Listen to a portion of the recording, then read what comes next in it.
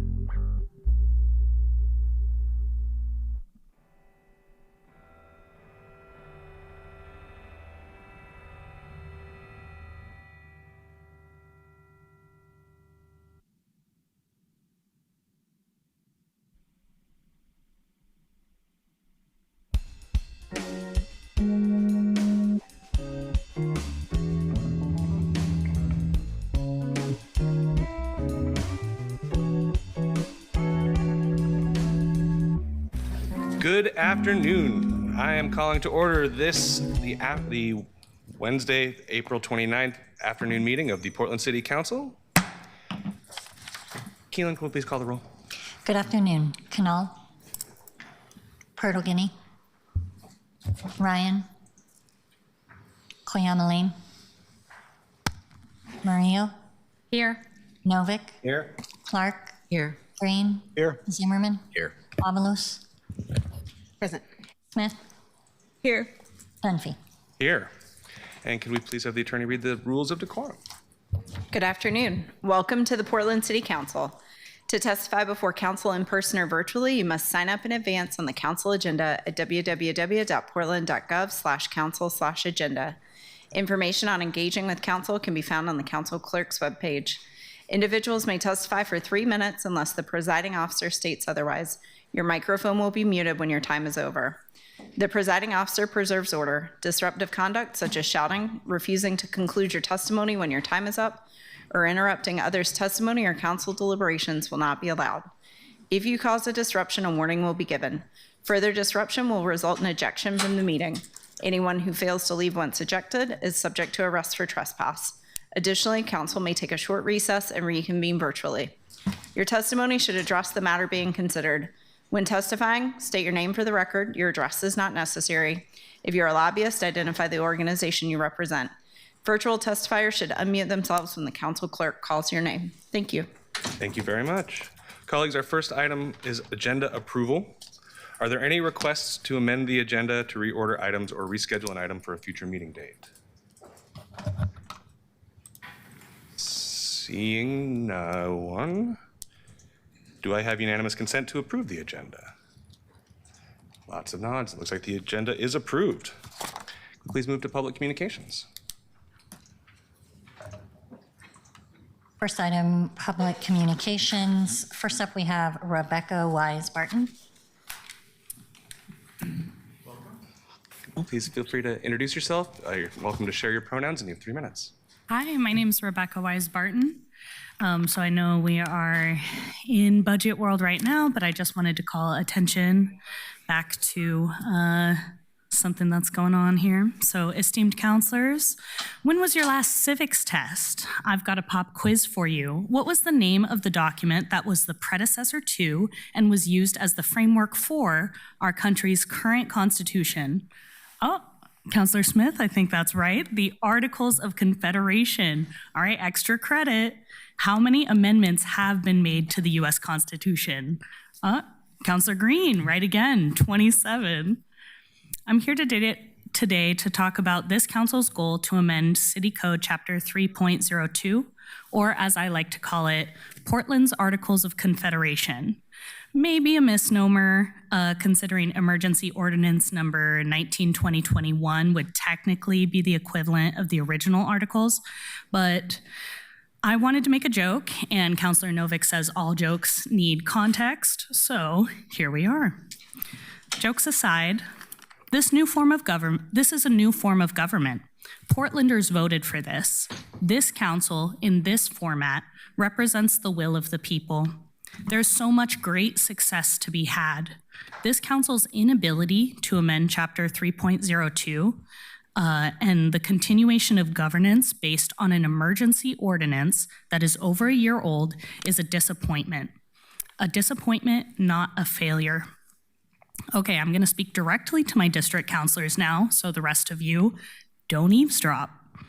Councilors Canal, Purtle-Guinea, and Ryan, you have got to work together to get this done. Councilor Canal, I know you want the language to be as precise as possible. The word I just used just now, precise, I looked it up in a thesaurus with the prompt word clear, so I'm going to waste a little bit more of my precious allotted 3 minutes to drive home a point that has already been made clear. Councilor Purtle-Guinea, you're voting no on a lot of proposed amendments. The first time I gave testimony before this council, I told you I was in support of this item. I just wanted to see it go through the democratic process. I'm still in support of this item. Please listen to and collaborate with your peers. No ordinance is perfect, you know that. But with the input from these 11 dedicated, passionate individuals, it could be quite good, better than the original proposal even. Councilor Ryan, teach them, be the bridge between experience and passion and precision. You've seen the way it used to work. You have the opportunity to forge a new path towards the way it will work. Counselors, this is just the beginning. We don't know what the future holds, but just like 39 Americans before you who strove to form a more perfect union, ordain and establish this Constitution of Portland. Thank you. Thank you so much for being here today. Next up, we have Talia Giardini online. Hi, my name's Talia Giardini. I'm here to testify on absolutely opposing the TUF, as does 76% of those that did written testimony. This fee goes against the will of the voters. It seems every week there's a new article or a tax or fee. We should instead cut the overpaid bureaucrats that were supposed to be temporary middle managers. It's insane that you want to charge more money and no sacrifice on your end or the nonprofits. Clean up your house first and reform department spending before asking for more money. If the TUF does pass, every single penny should go to maintenance and sidewalks, not Vision Zero. Traffic fatalities have gone down recently, but it's dishonest to say it was due to Vision Zero, which was adopted in 2016, while traffic deaths continue to rise despite millions spent. Deaths only began trending down in 2023 when traffic and camping enforcement started, something we should be investing more in. Maybe that 12.5% could go to police, since no amount of road designs will stop drunk drivers or people from walking into the street high on drugs. The last Vision Zero audit shows there's been 0 studies to measure effectiveness on the streets where it was implemented. The signage is confusing and inconsistent, which goes directly against the National Research Board on Traffic Safety recommendations, which conclude consistency and enforcement are key to reducing accidents and traffic deaths. Most Portlanders would prefer the Vision Zero team be cut altogether instead of charging us more money that we can guarantee will go up yearly. Another issue with Vision Zero is it impedes emergency vehicles. I'm a nurse and I travel all around town to see my patients. I need safe roads and to know emergency will be there when I call. PBOT argues Vision Zero doesn't impact emergency vehicles, but they're not the ones driving them or rushing to save lives. They're bureaucrats. Bureaucrats who rely on studies with a clear conflict of interest. Every single minute counts in an emergency. Why are we basing our roads around the Netherlands instead of what emergency teams tell us right here in Portland? This very unpopular fee should not go to nice to haves for some and aggravating for others. I don't remodel my kitchen when I'm broke, neither should you. But instead we get the same old excuses instead of addressing disorganization, overspending, and neglect. Lastly, Councilor Avalos, I really liked what you said the other week, calling out that this is a tax and acknowledging how much your constituents are suffering. Are you going to vote with them or are you going to vote with the block? I strongly oppose this fee, and I'm even more opposed to any of that money going to Vision Zero. We already pay enough and deserve basic road maintenance, potholes filled, and sidewalks for our kids. Thank you. Thank you very much. Next up, we have Joe Condon. Hi there, my name is Joe Condon. Thanks for the opportunity to appear today. I'm here about the Portland Metro Levee System project and its impact on Heron Lakes Golf Course. For nearly a year now, a map has been posted in the clubhouse at Heron Lakes showing that this project will significantly reduce the property footprint and require a redesign of the Great Blue Course, Portland's best city golf course. There has been no further communication of the city that I'm aware of, so I and other golfers who call Heron Lakes home are left to speculate. Is the course downsizing? Will the integrity of the design be preserved? Will there be funding if a major redesign is necessary? These are questions that I have as a golfer who enjoys Heron Lakes, and I hope the city will communicate more proactively as plans develop. Emails to the Parks Department have not received a response. As a resident of Portland, I also have larger questions about this project. The levee along Columbia Slough was originally built to protect the residential community of Vanport. After the Vanport flood, the golf course was built in its place. The use of this area has changed significantly since the levee was originally designed, and my understanding is that the city is funding 35% of the levee rebuild. Why are we spending millions of dollars rebuilding a section of levee that now protects a golf course and a raceway? Golf courses handle flooding pretty well, as far as I know. Would it not be better to focus our limited public funds on the upstream levees that protect major residential areas in Portland Airport? I understand that it would be easy for a non-golfer to look at this project and say, hey, there are 2 courses at Heron Lakes, what's the big deal? But these 2 courses are not equal. Great Blue is a difficult championship level course capable of hosting major events. Greenback is a parkland course designed for beginners, comparable to other city courses. The area of public impact shown on the map is the second line of Great Blue, the stretch that makes that course interesting, challenging, and one of the best values for public golf in the state. The only other courses at this level in the area are private country clubs that I can't afford. It would be hard, if not impossible, to maintain that quality in a smaller footprint, and any meaningful loss in quality affects every golfer who relies on public facilities, including youth programs and school teams. I'll close with an alternative vision for Heron Lakes. The Pacific Northwest has not hosted a PGA-level men's tournament in 10 years, since the 2015 US Open at Chambers Bay, a course built by the same designer as Great Blue. Given its location on the I-5 corridor, adjacent to the Expo Center and Raceway, and with the length and difficulty required for high-level events, some investment could position Heron Lakes as a viable host for future professional tournaments, a real economic asset for the city. I hope the council will find a way to preserve this community resource and improve public visibility of this project moving forward. Thank you for your time. Thank you very much. Next up, we have Mike Lazito.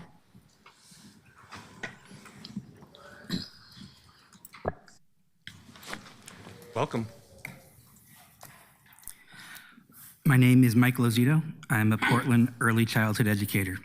I am here today because childcare is infrastructure. Just like roads, transit, and housing, childcare is essential to keeping this city functioning.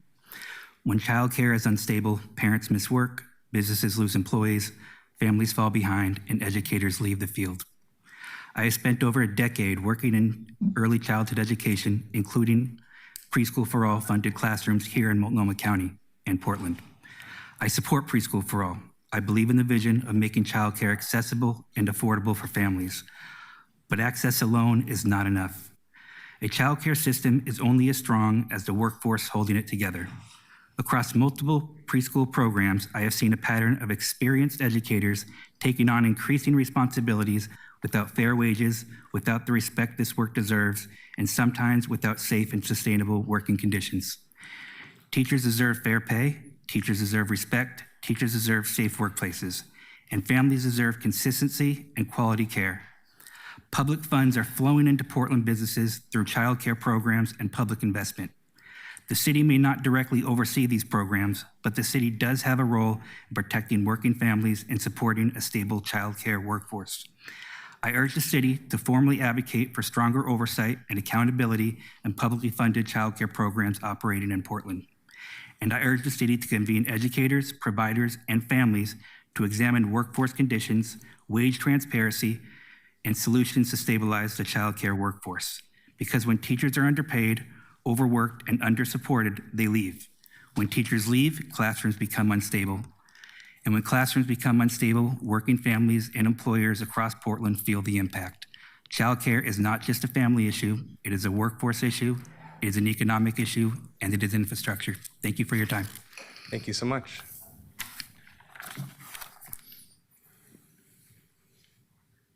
Next up, we have Gavin Gentry. Okay.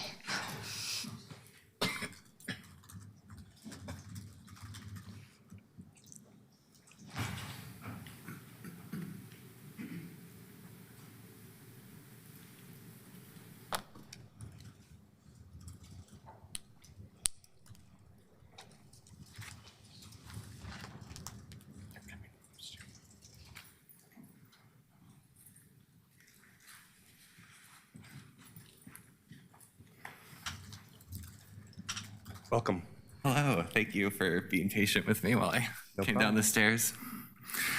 Hello, my name is Gavin. I am with Next Up. We are here to empower young people to make sure their voices are heard in government and make sure that their interests are represented. I wanted to begin by expressing my gratitude towards all the councilors for passing the resolution to accelerate the Inner East Side Planning Project. Thank you. I'm also here to express some concern for the amendment Councillor Ryan passed. Anytime we are making impactful changes, we are asked to balance thoroughness with speed. Councillor Ryan's amendment widens the scope of the report, choosing to be more thorough at a time where we should be prioritizing urgency. The intention of this resolution was to find a strategy to deliver housing to Portlanders as quickly as possible. There is already a beautiful report put together by 3 bureaus going over some of the metrics they use to determine whether an area would be appropriate for rezoning. Determining methodology and metrics the city will use to evaluate affordability, displacement, risk, and equity impacts is something that could have been done later in the process, after community engagement, oh, sorry, I'm a little winded, or after new zoning codes have been proposed. Creating a report that drills down on creating a faster timeline would have been better aligned with the urgency Portlanders deserve. Young people are not purchasing homes. The median age of home buyers is now 40. Frequently, we are living in higher density apartment complexes that cannot currently be built in the areas most ready to support them. We want to live in walkable areas where we can shop, talk to our neighbors, work, and live. Zoning that supports that vision would bring in young people ready to start businesses and innovate. Councilors, as we move forward in evaluating what zoning codes would best serve Portlanders, current and yet to be, I request we act more on the side of urgency and less on the side of being thorough. Councilor Ryan, I am very glad that you are working on this effort. I am confident that you will deliver appropriate KPIs and a well thought out proposal. Just be aware, future Portlanders, the young people who will save Portland from this economic crisis with their skills and tax dollars, need places to live sooner rather than later. Thank you. Thank you very much. That completes communications. Thank you very much. Thanks to everybody who came and testified. Colleagues, next item on our agenda is the council president update. This week is National Youth Violence Prevention Week. Mayor Wilson issued a proclamation recognizing this, and the Community and Public Safety Service area has asked me if I could read that proclamation from the dais. As a dad and a former youth violence prevention educator in the David Douglas School District, I'm honored to do so. So with the thanks to Mayor Wilson.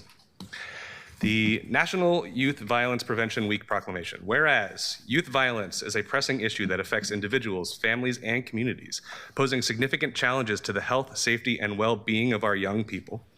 And whereas National Youth Violence Prevention Week, observed from April 27th to May 2nd, serves as a critical opportunity to raise awareness, foster community engagement, and promote proactive solutions to prevent violence among youth. And whereas the City of Portland is committed to creating safe and supportive environments for young people by addressing the root causes of violence and investing in programs that promote education, mentorship, mental health support, and positive youth development. And whereas preventing youth violence requires a collaborative effort from all sectors of society, including families, educators, law enforcement, community leaders, and youth themselves, to foster a culture of nonviolence, respect, and mutual support.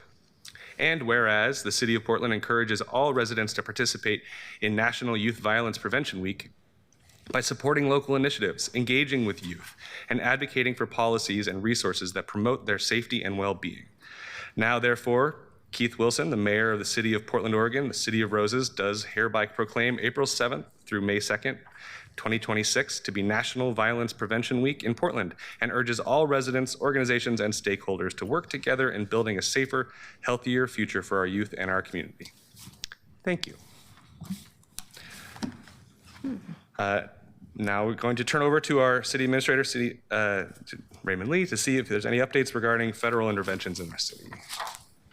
Just a reminder for council, on an update I gave a few weeks ago, after appealing the city's decision to the city code hearings officer, the hearings officer dismissed the appeal at the building owner's request. The building owner then asked the hearing officer to reconsider the dismissal, which the hearing officer granted. A hearing on the merits of the appeal is still scheduled for May 5th. While appeals process are ongoing, it is standard practice within the Permitting Bureau to pause timelines for corrective actions or fees. Also, on the detention facility fee update, the Detention Center Impact Fee Working Group is steady making progress and will be reviewing internal draft of the permanent rule this week. PP&D is on target to have the permanent rule out for a public comment by the end of May. Thank you. Thank you, City Administrator. Can we please call item number 4? Consent. Item number 4 is the consent agenda. No items have been pulled from the consent agenda. I'll call the roll. Canal? Sorry, consent For agenda. consent, yeah. Aye. Portal-Guinea. Aye. Ryan. Aye. Cleameline. Aye. Murillo. Aye. Novick. Aye. Clark. Aye. Green. Aye. Zimmerman. Aye. Avalos. Aye. Smith. Aye. Dunphy. Aye. The consent agenda is approved with a vote of 12 ayes. Thank you. Please call item number 5. Item 5, document 2026-113, establish a new transportation utility fee to help fund basic maintenance and safety of the city's transportation system. Add code chapter 17.20. Colleagues, this is the second reading of a non-emergency ordinance. Is there any further discussion? Seeing no one in the queue, Keelan, can we please call the roll? Canal. Aye. Portal-Guinea. Aye. Ryan. No. Cleameline. Aye. Murillo. Aye. Novick. I am so proud of this council for taking an act that has been vitally needed for the past 40 years. Aye. Clark. Aye. Green. Aye. Zimmerman. No. Avalos. Aye. Smith. No. Dunphy. Aye. The ordinance passes with a vote of 9 ayes and 3 noes. Congratulations, everybody. Can we please call item number 6? Item 6, document 2026-148, ratify a collective bargaining agreement with American Federation of State, County, Municipal Employees, Local 189, for represented employees within the Auditor's Office for 2025 through 2028. Colleagues, this is the first reading of an emergency ordinance. We have with us Sarah Daly, Labor Relations Analyst, and our very own elected city auditor, Simone Reddy. Take it away. Go ahead. Oh, I'm introducing. Okay, well, thank you, President Dunphy. Good afternoon, councilors and fellow Portlanders. My name is Simone Reddy, and I'm Portland City Auditor. As your elected auditor, I am dedicated to ensuring an open and accountable city government. While my office is administratively independent, our labor agreement involves the commitment of city funds across multiple fiscal years, which only City Council has the authority to make, and relies in part on the Bureau of Human Resources to implement. So because of these ties, we defined roles and responsibilities for negotiating this contract, as well as the first one, through an interagency agreement with the Bureau of Human Resources. I really appreciate Council's consideration of our successor agreement today. After nearly a year of bargaining, we have drafted a contract that balances the needs of the Auditor's Office, the City and Auditor's Office employees. The contract outlines employment terms and conditions for 30 represented employees in my office, folks who are in positions that deliver high-quality public services across archives, audit services, council clerk, elections, hearings, and ombudsman. This contract ensures people are paid fairly and provides them with new protections so that they can stay in those positions for years to come. Retention of employees in my office helps us serve the public more reliably, which increases trust. This successor contract, like our first, reflects my office's and the city's core values of transparency, equity, and fiscal responsibility, and continues to respect the independence of the Auditor's Office. I want to thank AFSCME Local 189 and their bargaining team members, Mindan, Mason, Riva, and Chief Negotiator Carly Edwards. I appreciate their direct communication about the priorities of their members and their willingness to engage in constructive dialogue. I also want to thank Bureau of Human Resources, especially Labor Relations team members Kelly Hess and Sarah Daly, for their leadership and professionalism. And finally, I want to thank my executive team, in particular Chief Deputy Reed Broderson, who worked closely with Human Resources and sat on our bargaining team. Councilors, I want to thank you again for your consideration, and with that, I will pass it to Sarah to highlight the details of the agreement. Thank you, Auditor Reddy. I do have a slide that I can see, but I'm not sure if you can. Okay, great. So this is a basic outline of what was agreed to with the AFSCME team, which I would like to echo the thanks to the AFSCME team, who was a great table partner, and we were able to reach a negotiated settlement. So the duration of the contract is from July of last year to the end of 2028. And some of the highlights of the agreement are COLA based on CPI for each year of the CBA, including the 2025 COLA. 1% across the board increases for each year of the contract, a one-time lump sum payment of $3,000 that will be coming out of the existing auditor's budget, and so will not have an impact to other funds. Seniority-based bumping rights, those will be effective in 2027 to allow the auditor's office some time to format what that change will look like for future years. A 2% longevity premium, as well as a 1% archive stacks premium for the 2 employees that work in the physical archive stacks. Also, a portion of their professional development fund, which already exists, will be held aside for the purposes of travel to trainings for individuals' professional development. And then there's also language about the creation of a VIBA for the AFSCME auditors group that we're eager to get started on. As far as the total cost for a 3.5-year agreement, there's 1.1 in budgeted funds for COLA. There is $145,000 in additional spending that's coming out of the auditor's budget, and then $537,000 in ongoing costs. And that is the end. So if there are any questions. Thank you very much. Colleagues, are there any technical or clarifying questions? Do we have anybody signed up to testify? We have 2 people signed up. Okay. First up, we have Mindan Vuong.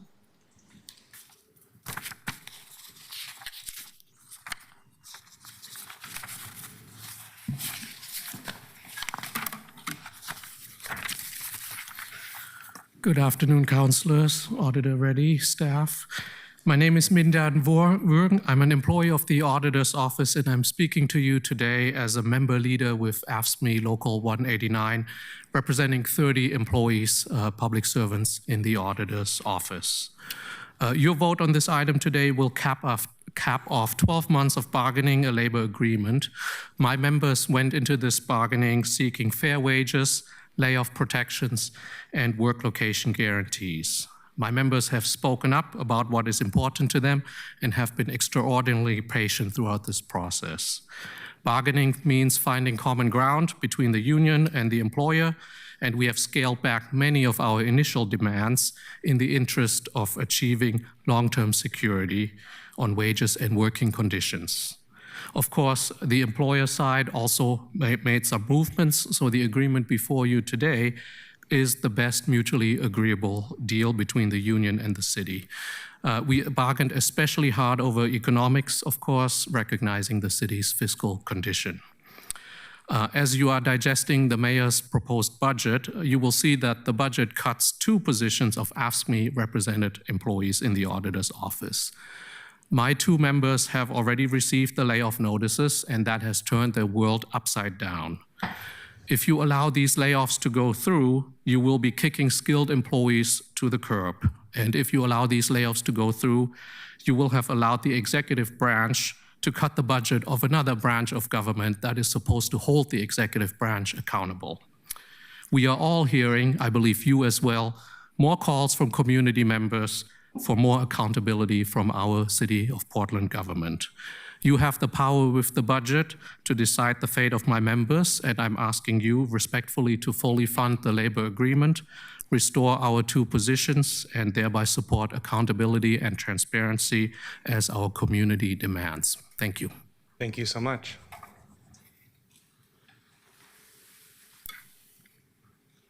Next up, we have Asis Patel.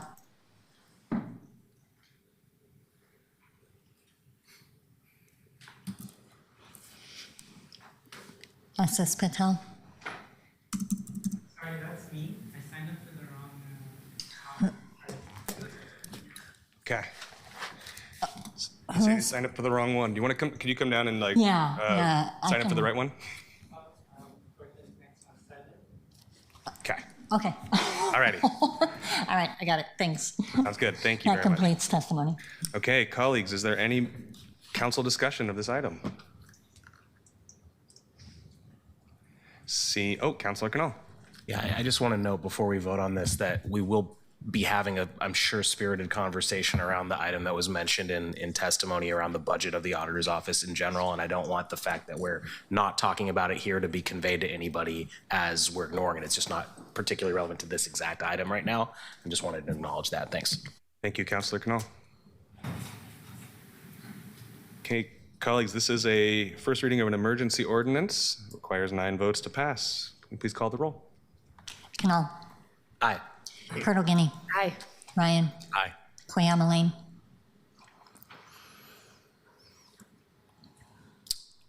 Councilor Quayama absent. Morio. Aye.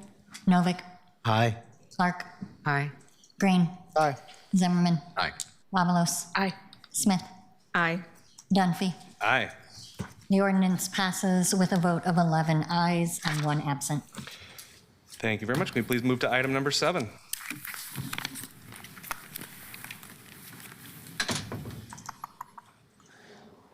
Item 7, document 2026-149, add code to prohibit the sale or provision of certain force-fed poultry products, add code chapter 17.110. Colleagues, this is the first reading of a non-emergency ordinance. I'm going to turn it over to the sponsors for some remarks. Councilor Green.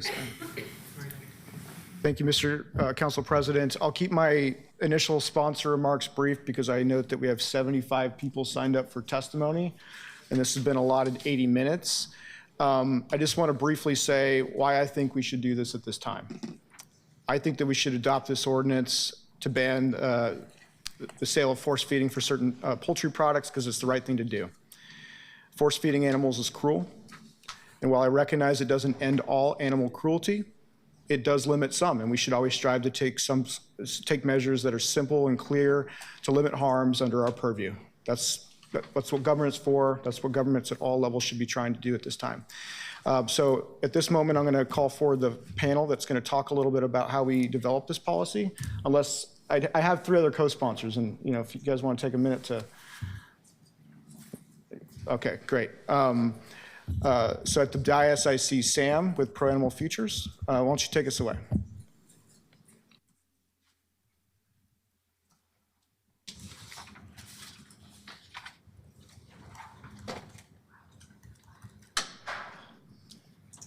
Thanks, Councilor Green. Good afternoon. My name is Sam Schillinger. I'm a Portland District 3 resident and the campaign director for Pro Animal Oregon. Pro Animal Oregon is a movement of volunteers, voters, and donors organizing politically to move Oregon towards a future beyond factory farming. You have the opportunity to advance legislation that will put Portland on the map as a trailblazer in responsible food, prohibiting the sale of force-fed foie gras. I want to warn you, there are some graphic images in this presentation that may be difficult to look at. So what exactly is foie gras? French for fatty liver, it's the diseased liver of a duck who's been force-fed until their liver swells up to 10 times its normal size. Marketed as a luxury product at French and upscale restaurants, the hefty price tag reflects the extreme costs of keeping a diseased animal alive. Why should Portland prohibit the sale of force-fed foie gras? Ducks raised for foie gras are force-fed 2 to 3 times a day for nearly 2 weeks. Force feeding meant to induce liver disease is an extreme form of animal cruelty that doesn't align with Portland's values. This narrow and focused policy sets Portland apart as a leader in humane food systems. This bill has broad public support from local business, as 58 Portland restaurants have endorsed it. In addition to local business support, 32 veterinary professionals have formally endorsed this ordinance, showing this legislation reflects the most current scientific understanding of avian welfare and veterinary standards. While this policy would set a bold precedent, Portland wouldn't be the first to do it. The entire state of California banned the sale and production of foie gras. The sale of foie gras has also been banned in New York City, Pittsburgh, and Brookline, Massachusetts. These have consistently been upheld. Several major retailers, including Target, Costco, Whole Foods, and IKEA, have also stopped selling foie gras. Finally, there's an international legal and ethical trend, as at least 27 countries have banned or phased out foie gras sales, production, or import. The proposed ordinance prohibits the commercial sale or provision of force-fed poultry products. This applies to restaurants, retailers, and food services, but does not restrict personal possession, consumption, online sales, or non-force-fed liver. It's a narrow, focused policy meant to keep products made from force feeding out of the Portland marketplace. On top of the standard 30-day implementation period following adoption, we proposed an additional 60-day transition period. To encourage compliance, violators will get a written notice with clear guidance and time to come into compliance before being fined. Prohibiting foie gras sales would result in no economic harm. This is because less than 1% of Portland businesses actually sell foie gras in an almost exclusively high-end fine dining context. We searched local menus to see who this would affect. Currently, only 7 restaurants and 1 retailer are selling it. However, we found 16 restaurants and 2 retailers that have offered foie gras over the past year. Because it's a seasonal item that often rotates on and off menus, and some places have stopped serving it, we looked at a full year of data to provide the most honest picture of the local marketplace. This number still represents a fraction of a percent of the 2,500 plus food businesses in Portland. Even so, every serving represents an individual bird subjected to multiple force feedings a day for many days of their life. For those businesses who do sell it, it's an insignificant source of revenue, a single niche product that can easily be replaced with a more local, ethical, and sustainable alternative. As proof of concept of the negligible economic impact, 7 Portland businesses have begun phasing out foie gras with no reported loss in revenue, customer traffic, or jobs. This shows that a seamless transition away from foie gras is not only feasible for local businesses, but that a local prohibition reinforces an already existing trend. Many chefs routinely adapt menus. A recent study from the Colorado State University Animal Human Policy Center shows that Portlanders overwhelmingly support prohibiting the sale of foie gras. Among the 250 Portlanders surveyed, weighted results show that 84% support banning the sale of foie gras where force feeding was used. This data shows that prohibiting force-fed products in Portland is a market-driven policy that aligns community values and consumer demand. Force feeding causes liver disease that results in pre-slaughter mortality rates 9 to 19 times higher than non-force-fed birds. This harm is not incidental, it's the point. Liver disease is required to create a marketable product. On the right is a healthy liver, and on the left is a diseased liver of a bird who's been force-fed. There is no US commercial supply of non-force-fed foie gras. The photo here was taken from Hudson Valley Foie Gras, where they have a permit to confine up to 100,000 ducks at a time. This is consistent with what the EPA defines as a large concentrated animal feeding operation, otherwise known as a factory farm. What's more, by legal definition in the US, foie gras must meet a minimum liver weight that's only achievable through force feeding. On February 19th, an independent photojournalist went to Hudson Valley Foie Gras, where this footage was taken. Hudson Valley is the largest foie gras factory farm in the country and the primary supplier for Portland businesses. This footage was captured during a publicly available tour, meaning these conditions aren't a hidden side of the industry. They represent the best case scenario that the industry is comfortable showing the public. They found ducks confined in pens on metal grates covered in their own waste. Workers were documented using thick, foot-long metal tubes to force feed the birds, dragging them across the pen to position them for feeding. Foie gras is destructive to the environment because production is incredibly resource-intensive and wasteful. Extreme overfeeding leads to highly concentrated runoff, which has resulted in over 1,100 violations of the Clean Water Act. Foie gras also poses a serious threat to public health due to the risk of spreading animal-to-human disease, namely bird flu. Keep in mind, we're talking about diseased liver that's often served raw or only partially cooked. Portland is ready to end force feeding. There are no factory farms within city limits, and industrial animal agriculture is primarily regulated at the state and federal levels. A foie gras sales ban addresses what the city can regulate, the sale of an inherently cruel product. Portland already regulates what can be sold locally based on ethical, environmental, and public health concerns. For example, we passed a phased ban on leaf blowers this year to reduce pollution and improve public health. Prohibiting the sale of force-fed foie gras is a values-based, market-driven consumer protection policy. It upholds Portland's reputation as a leader in responsible food.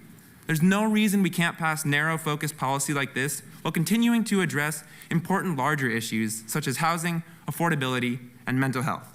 With that, I urge you to vote yes. Thank you. Very much. Thank you very much for the presentation. Thank you, Sam. And I think we're going to hear briefly from Hannah Truxell at the Human League, which is going to talk through some of the finer details of what the ordinance does. Okay. Hi, thanks so much for having me. Council President Dunphy and members of the City Council, good afternoon. My name's Hannah Truxell, and I'm the Senior Policy Counsel at the Humane League. My team and I have been supporting Pro Animal Oregon and Councilman Green's office on this proposal. I'm here today to discuss how this proposal would work in practice through effective and supported enforcement and implementation. This ordinance was intentionally designed to be straightforward and low impact to administer. First, enforcement is complaint-based, meaning the city is not required to proactively inspect businesses, but will respond only to complaints of violations. Second, outreach is already being conducted with affected businesses. With a 90-day transition period after passage, impacted businesses will have ample time to use existing inventory, update menus, and come into compliance. Third, and importantly, implementation does not require new city funding or additional staff. Current conversations with local agencies under the Community and Economic Development Service area are proving that enforcement of this proposal fits within existing enforcement frameworks, including discussions around an intergovernmental agreement with Multnomah County's Office of Environmental Health. And finally, this ordinance emphasizes education first, with compliance as the goal. Violators of the ordinance will be first given a written warning and an opportunity to correct any violation before penalties apply, ensuring a fair and predictable implementation process. Pro Animal Oregon is prepared to support the city post-passage by assisting with outreach, guidance materials, and direct business education. Overall, this policy is practical, easy to implement, and aligns with Portland's values regarding humane treatment of animals and sustainable food systems. We urge you to support this measured and effective proposal. Thank you for your time. Thank you so much.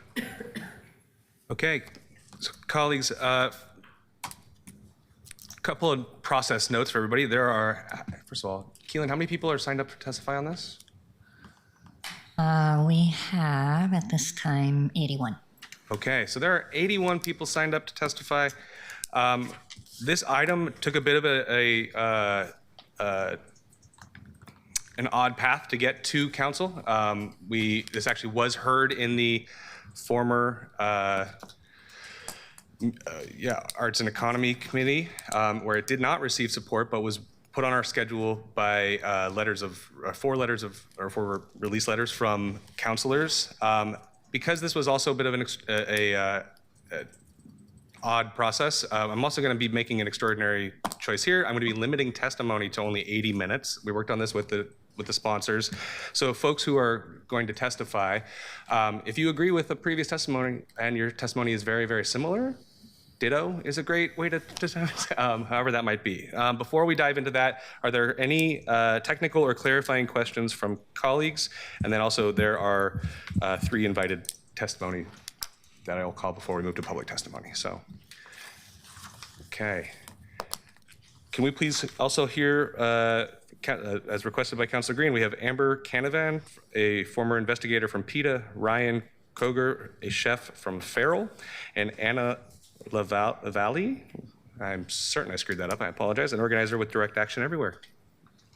This is invited testimony. This is an invited, yes. Okay.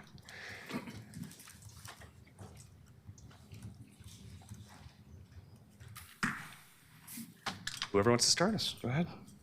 Yeah. Thank you, Council. My name is Amber Canavan. I'm a resident of District 3. I'm also here on behalf of People for the Ethical Treatment of Animals and our over 20,000 members and supporters in the Portland area. I'm also here as a former cruelty investigator who witnessed firsthand the suffering that ducks endure for the foie gras industry. I would like to share what I saw and also state that a recent investigation released by Pro Animal Future confirms that the conditions that these ducks are forced to live in and what is done to them during the violent force feeding process appear to remain unchanged in any meaningful way since I last visited. What I saw and discovered was that birds were and still are being kept in wire-bottom pens suspended over a river of their own waste. The skin and feathers of many of the ducks were and still are crusted from feces from the filthy conditions they're forced to live in. Many of the ducks had and still have difficulty walking and breathing because of their huge engorged livers, which were pressing on their lungs and other organs. There is a reason that foie gras is banned by so many companies and governments in the United States and around the world, including just yesterday, Brazil voted to ban foie gras. Portland needs to catch up and do its part by passing this foie gras ban. Thank you. Thank you very much.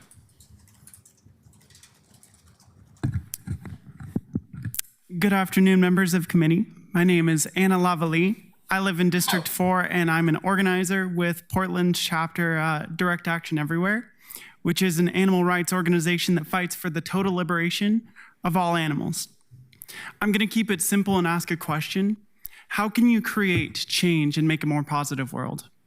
For us at the Portland chapter of Direct Action Everywhere, that means every single week we stand outside restaurants that serve foie gras to show our opposition to this abject cruelty. Nearly every person that I have stopped and had a conversation with falls into two categories of conversation. They either say, "What is foie gras?" Or, once I explain what foie gras is, they grimace and look at the restaurant with disdain because it is abject cruelty. Members of our group and other grassroots animal rights organizations have worked for years to act upon that truth that many people in Portland know to be true. These years of collective effort have made indelible change. The current series of protests that Direct Action Everywhere Portland has done has been going on for a little bit less than a year, and even so, 7 restaurants have dropped foie gras, and multiple others are in dialogue with us about doing so right now. Despite this change, foie gras still has a presence in Portland, and as long as it does, Direct Action Everywhere Portland will continue to show up and speak the truth. This committee, on the other hand, has power to make a different change than we make, one that aligns with Portland's values of compassion for animals.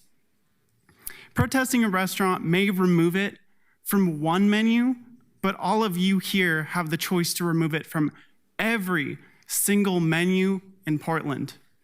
And that is a large change that you can make. While this might affect independent business owners, foie gras is not a sole item that sustains any of their menus, nor will it ever be at any restaurant.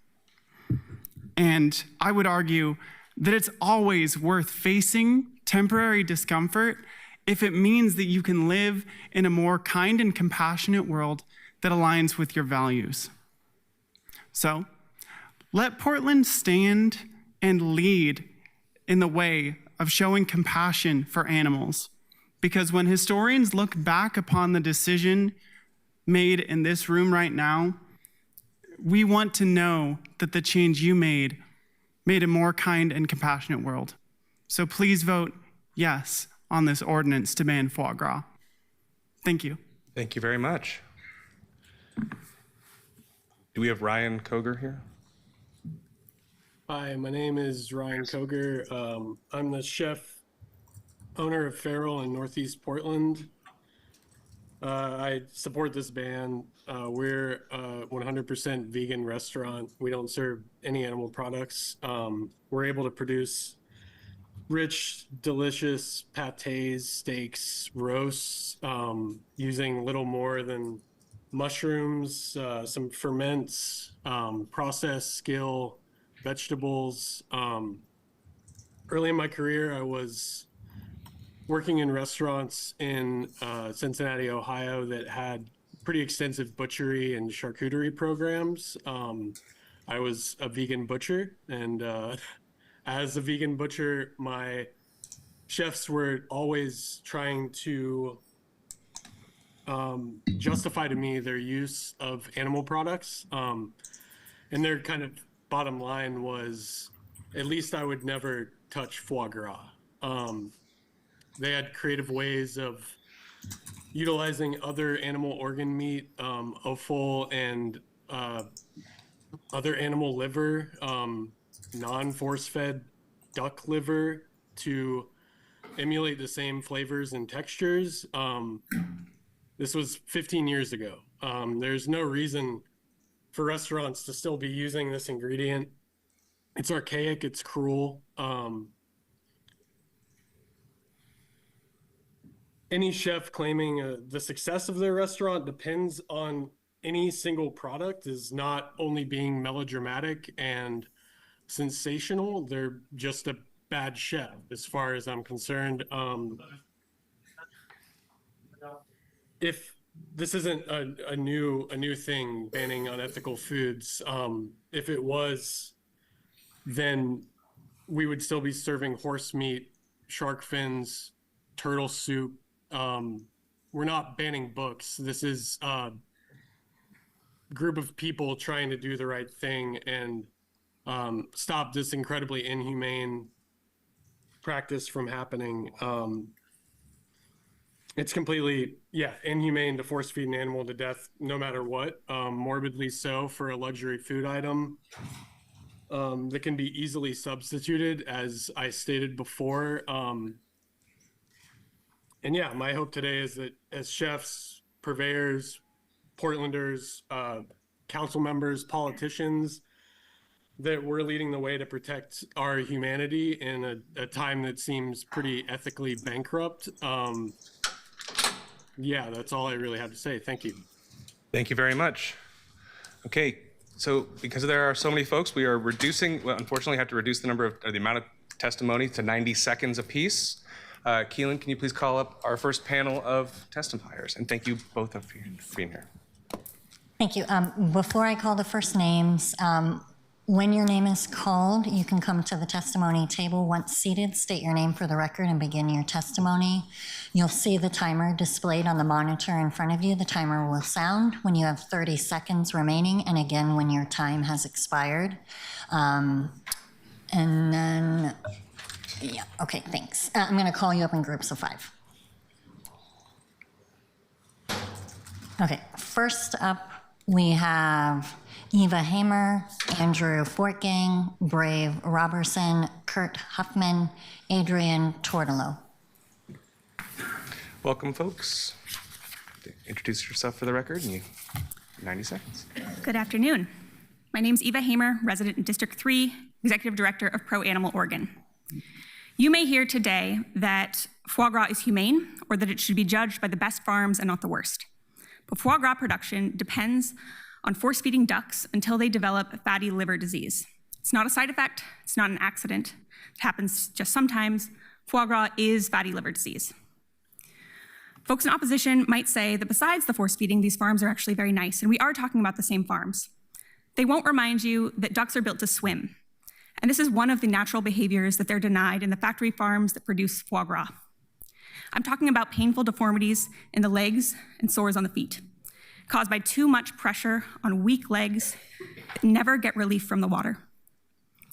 You might hear that Portland has bigger issues to address, but this ordinance is simple and narrow, and passing this now will be much more efficient than by ballot initiative later. Finally, you might wish that this ordinance did more to help other animals who suffer in factory farms, like chickens used for meat. I agree that other animals also need protection, and I look forward to working with you on that. But some cruelty is not a reason to allow other cruelty to continue.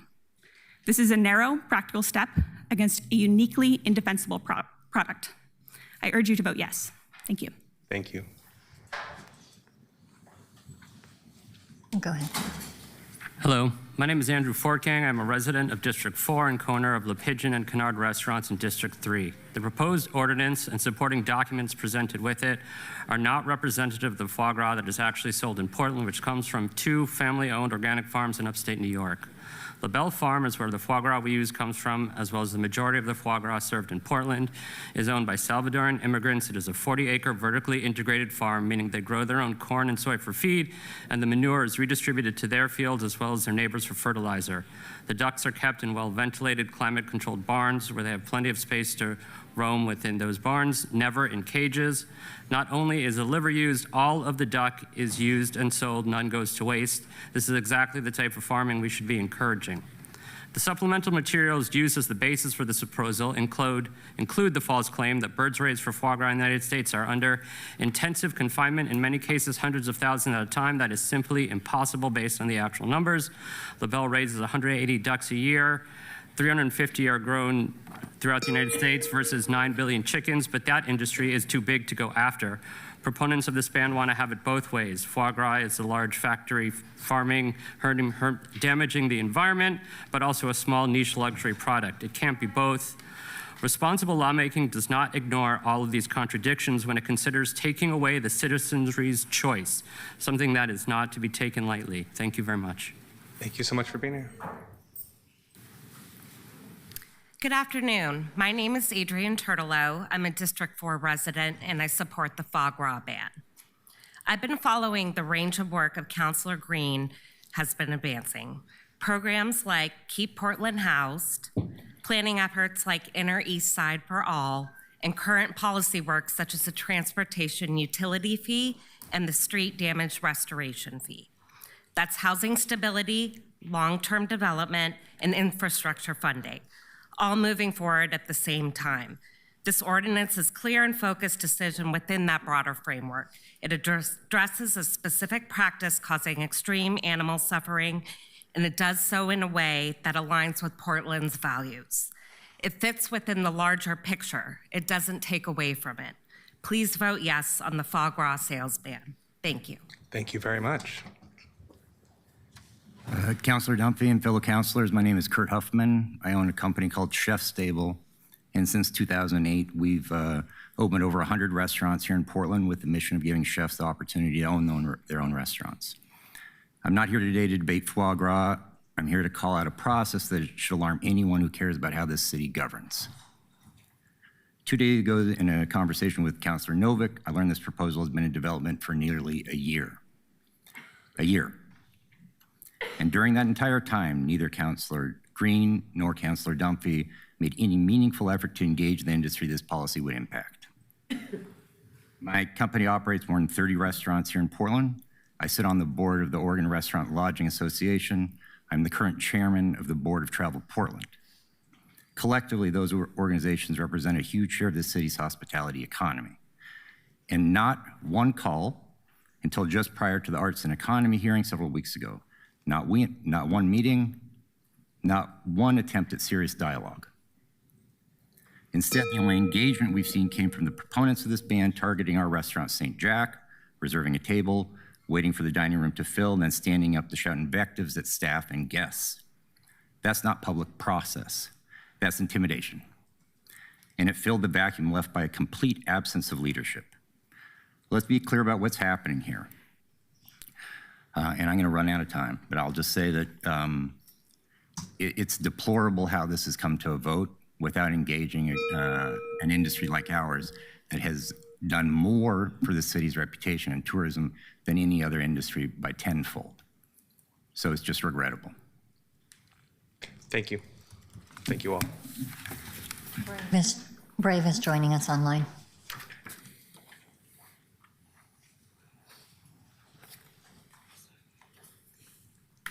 Hello, Council. My name is Brave. I'm from District 3, and Portland's future is of compassion and justice, and this foie gras ban to further represent what we all would want to see in our world. And I greatly support the ban. Thank you. Thank you so much. Next up, we have Adriana Voss-Andri, Annalise Day, Nicole Corrado, Juliet Dunn, Naomi McCusick. Welcome, folks. Come on up. Introduce yourself for the record. Feel free to share your pronouns, and you have 90 seconds. My name is Julia Dunn. I'm from District 4, and I am supporting the foie gras ban. When I have had personal exchange, I have had a personal exchange with a chef who formerly served foie gras. I have also had conversations with other ones, and I find that what they believe in private is very different from what they say in public. I had a conversation with a chef who sent me footage of LaBelle, and when I pointed out the very clear welfare issues, he said he agrees, but unfortunately, due to the nature of force feeding, there can't be any higher welfare provided. The ducks have to be confined in pens to force feed them. They will never swim. That's just how it is. And I would say that that is proof enough that if the best of the industry cannot provide a semblance of a happy life for these animals, then why should it exist? Ban foie gras. Thank you. Thank you very much. My name is Naomi McCusick. I'm a resident of District 4, and I fully support this ban, and I'm gonna share a little personal story with you. So I recently lost my aunt to a very long battle with breast cancer, and during the end of her life, her tumors metastasized and spread to her liver, which caused it to massively expand. I witnessed firsthand how much torture this was to her. She was constantly bloated, she could barely move, and she had no appetite. And because of this, she had to be forcefully tube fed, which she did not want, and it was one of the biggest factors in making the end of her life so miserable. Now, I want you to imagine that, but without the freedom and familial support a cancer patient receives. This is what happens to thousands of ducks daily in the foie gras industry. Ducks are deeply intelligent creatures, and they experience and conceptualize pain just like us. Banning foie gras in Portland ensures that another chunk can be taken out of an industry that tortures these beautiful birds. And that's why I support this ban. Thank you. Thank you very much. Hi, my name is Adriana Voss-Andri. I'm a voter in District 3 and also have a small business in District 4. I just want to express that I urge you to listen to your constituents, listen to the preponderance of people who are constituents, not only who showed up today, but also who represented in the poll, and we know that the vast majority of your constituents want this ban to happen, so I urge you to vote yes. Thank you. Thank you very much. Okay, calling Annalise Day, Nicole Corrado, Hillary Tiefer, Gabriel Rucker, Sean Rice, Hannah Rucker, Alderaan Ordell. Welcome, folks. Come on up. Introduce yourself for the record. Hi, I'm Gabriel Rucker. I'm the chef owner of Le Pigeon here in Portland, Oregon. Thank you for my time. When I think of Portland, I don't think of it as my city. I think of it as our city. When I think about Portland, I don't think about what's wrong with it, but I think about what is right with it and what do we have going for ourselves. How can we be better? Our restaurants are the lifeblood of the city that makes the heart beat.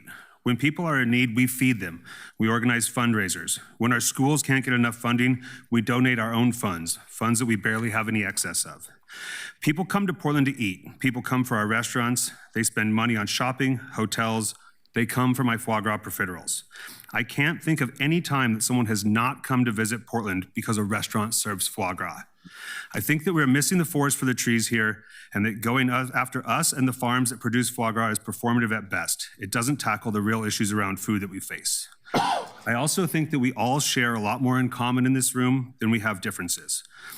We want what is good for our city, the people that live here, and the planet. I propose that instead of making laws that tell people what they can eat, we put our differences aside and figure out how to educate people on what is good to eat for their health and for our Mother Earth.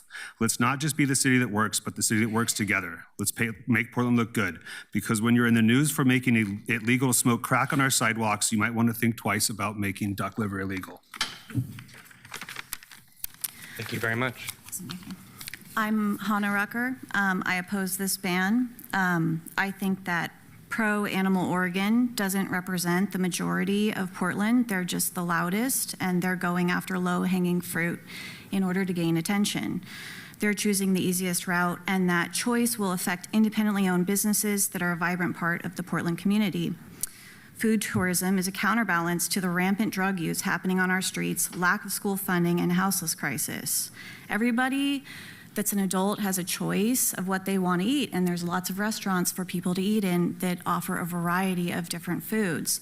The people that don't have a choice on what they eat are the students in the Portland public school system. And I just want to read a little bit of the menu that we're serving them for lunch every day. Well, first, breakfast, Cinnamon Toast Crunch, vanilla cream breadsticks, French toast sticks, Cinnamon Toast Crunch, Liege waffle, apple cinnamon muffin, mini pancakes. For lunch, we have crackers and chicken jerky. We have chicken fried waffles. We have, I just want to say that this chicken is coming from Goldkist Farms, which is a huge production farm. They kill 8 million chickens a day and serve them to our children in the public school systems, which desperately need funding. And we are sitting here wasting taxpayers' time and money. And I don't think that Pro Animal Oregon should be involved in the government decisions of what's happening for independent businesses that pay taxes and contribute to the community that we live in. Thank you very much. Hi, my name is Alden Ordell. I'm from Northwest Portland. I'm a small business owner, and I support this ban on foie gras because consumer choice should not dictate public policy. Law, legal precedent, and the morals and ethics of your constituents should be the primary concerns. Thank you. Thank you very much. Hello. I'm Sean Rice, District 3 voter, resident, and I support this ban. I hope that you do too, because it's pretty simple. Go Ducks! Thank you.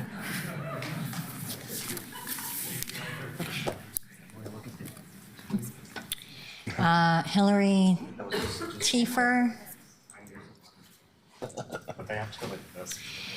Next up, we have Sophie Surlich-Rittenbaum, Ashley Hall, Rox Zeta, Matt Hall, John Vandenberg. Welcome, folks. Come on up. Good afternoon, Council. My name is Rox Zeta. I am a District 4 resident. I'm here to support the foie gras ban, but I also want to recognize Councilor Green's work. It is varied, and from his ban on predatory AI rent-setting algorithms and the resolution to investigate Zenith Energy, to his amazing program, Keep Portland Housed, which has helped thousands of down-on-the-luck Portlanders avoid eviction and stay in their homes.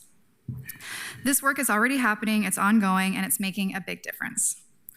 And at the same time, we have a clear decision in front of us here today. Foie gras production involves force-feeding animals in a way that causes severe suffering. This policy addresses our support of that directly. For me, these aren't separate conversations, they come from the same place. Reducing harm where we can, and making thoughtful choices about what we allow in our city. Thank you. Thank you very much.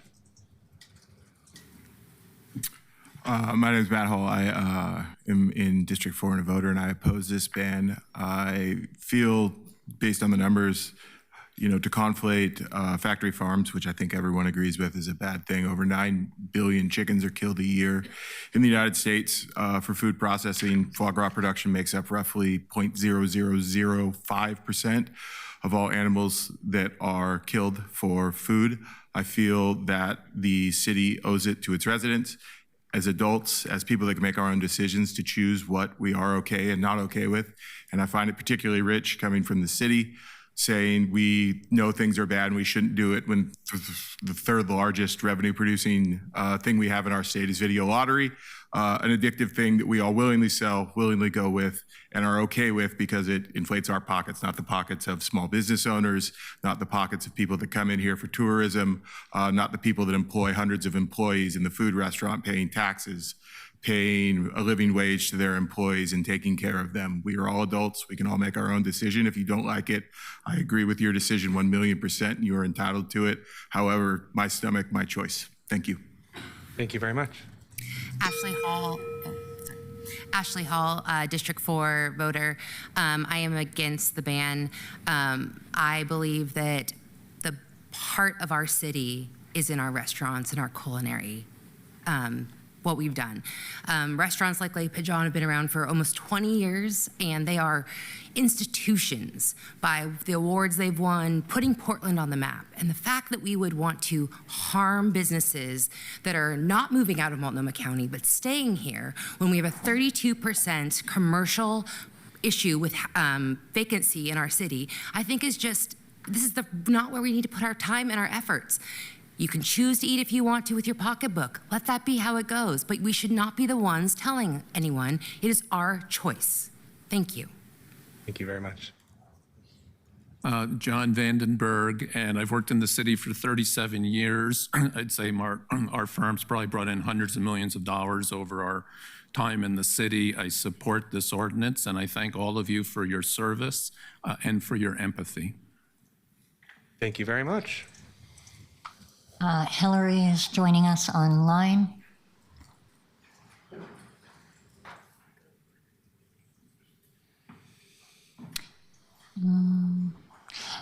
All right, let's move to Sophie and we'll check on Hillary. Go ahead, Sophie. Hi, my name is Sophie Cherlick-Rittenbaum. I use she, her, they pronouns, and I'm here to testify in support of the ban. I will try and keep this short because I have seen so many written comments online about how this is a waste of council's time and they could be focusing on more important things. And yet some of those people also chose to show up here today, and I assume are also waiting to testify, to take more of council time to tell you off for using council time to pass this. I have seen the sponsor of this bill say that we can walk and chew gum at the same time, and I couldn't agree more. As others have pointed out, he's already sponsored legislation around surrounding housing and our economy. This clearly isn't taking some huge chunk of council time away from issues that we might think are more important. It's here in front of us now. It is easy to vote yes on now. There is no reason not to at this point. Foie gras is cruel. There is no reason to keep using it. As others have pointed out, it is the lowest of the low for animal cruelty. I am also confused by opponents of this ban saying that, well, what about all the other animal cruelty? That's not a reason to not pass this. It's a reason to come back with more legislation later that addresses that animal cruelty. It is not a reason to vote no on this and keep permitting this to happen. I'm really grateful for the people who brought this forward, both in council and for Pro Animal Oregon and other sponsors and other organizers who made this happen. Thank you for your time, and I hope you vote yes on this ban. Thank you very much. Next up, we have Ryan Mead, Kimiko Matsuda, Joshua Porter, Ted Bascom, Peter Hurd. Welcome, folks. Come on down. You're welcome to go first, since you're... Are you Ryan? No, I'm Ted. Okay, great. Hello, I'm Kimiko Matsuda. I work across Portland small business, culinary, and cultural communities, focused on economic recovery, tourism, and long-term investment in this city. I respect the values behind the proposal. My perspective is less about foie gras and is about stewardship and how we lead in this moment. Portland's recovery remains fragile. Our culinary community is one of our strongest economic and cultural assets. They create jobs, drive tourism, and shape Portland's identity at a national and global level. Support from their perspective is stability, partnership, and meaningful engagement in decisions that affect their industry. Decisions are not experienced in isolation. They accumulate over time. They shape how it feels to operate a business in Portland and whether people choose to invest, expand, or build here in the future. There is a real risk of investment fatigue. The people driving this city's recovery have continued to show up and reinvest, and we want to make sure that we do not impact that erosion or momentum. This is a moment that calls for discipline. Our policies should strengthen, not strain the people building the future. I ask you to vote no on this ban. Thank you. Thank you very much. I'm Ted. I live in District 3, and I support the ban on foie gras. Thank you very much. I'm Josh Porter, District 4, Navy vet, PSU student. While some argue that we should focus on the broader issues of factory farming, which is awesome, we shouldn't let the pursuit of a perfect solution stop us from taking meaningful action now.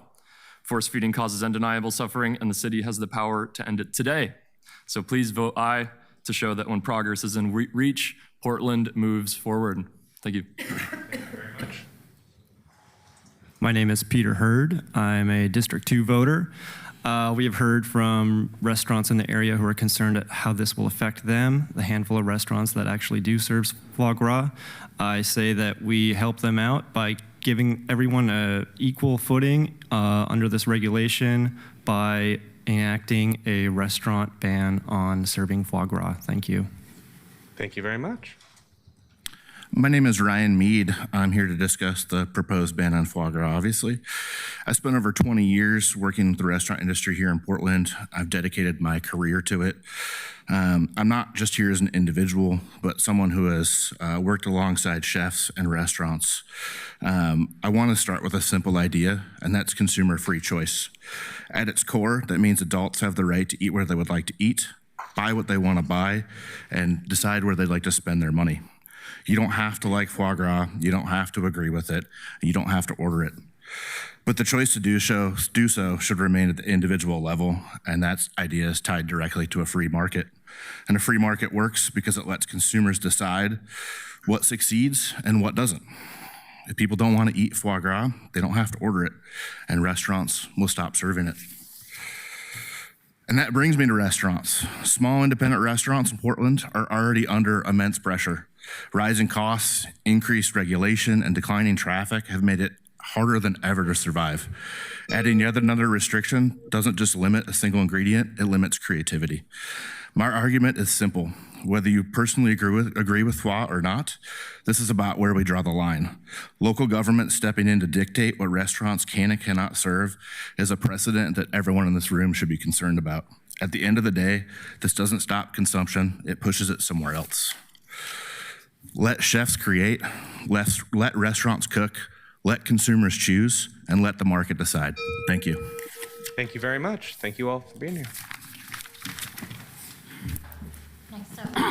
Next up, we have Stephen Freitag, Olga Ilyuk, Tian Tran, Jessica Lang, Molly Flanagan. Welcome, folks.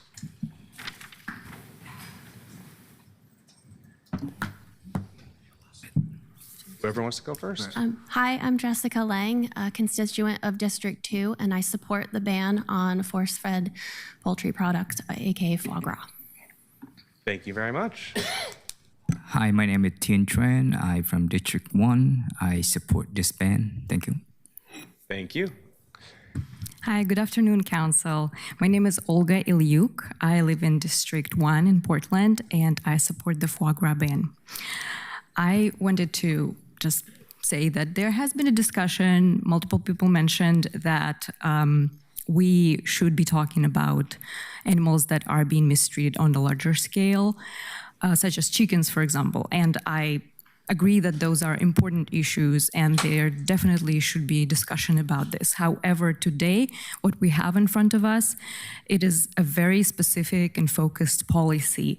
The policy about foie gras production that involves mistreatment of animals, force feeding of animals that causes extreme and well-documented suffering. And it is a distinct practice that the city does have the authority to regulate. And if we wait until we can address all the issues with farmed animals all at once, we will never be able to move forward and take any steps forward. So right now, we are in this place where the harm is clear, the policy is focused, and the city has the ability to act.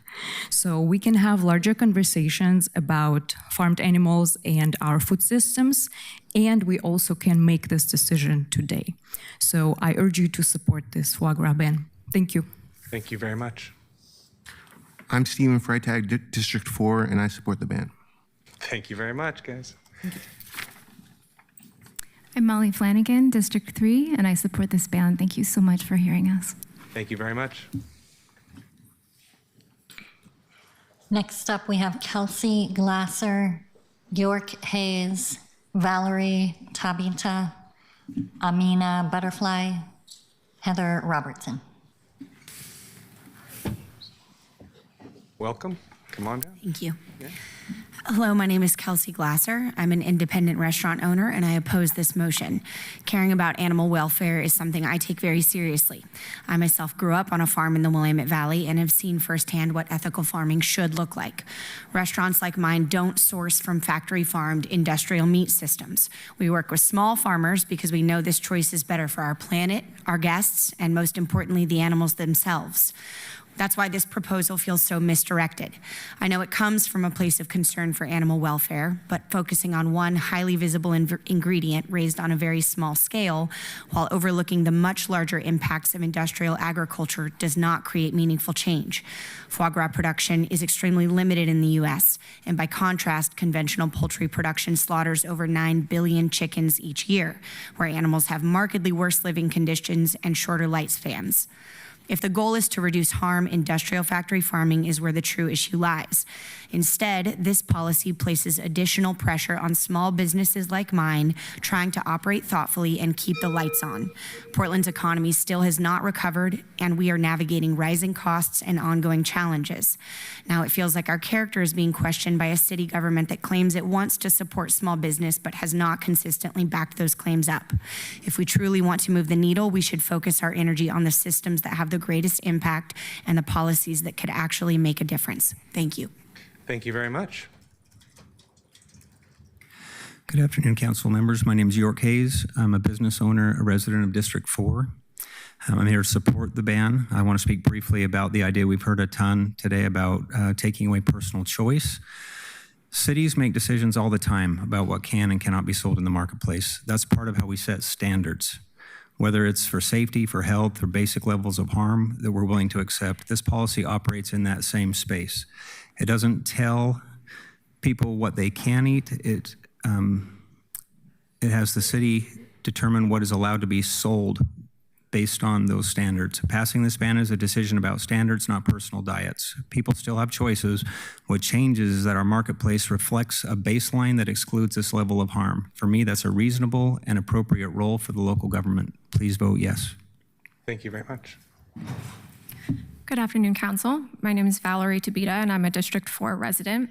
I'm here in support of the ban on force-fed foie gras. And I also want to recognize the work that Councilor Mitch Green has been doing on the transportation utility fee, which is looking at how we create stable, reliable funding for our streets and transportation system.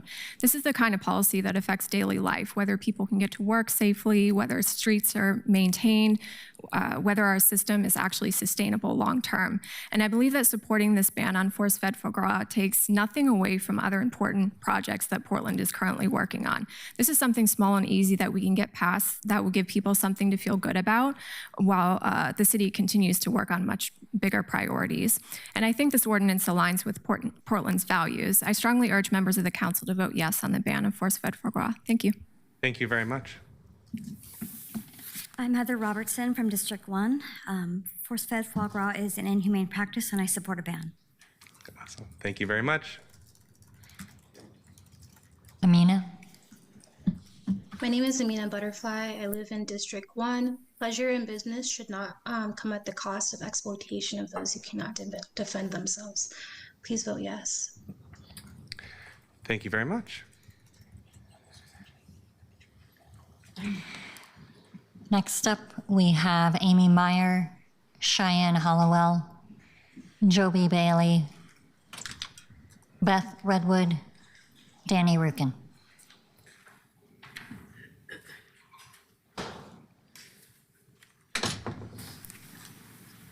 Welcome.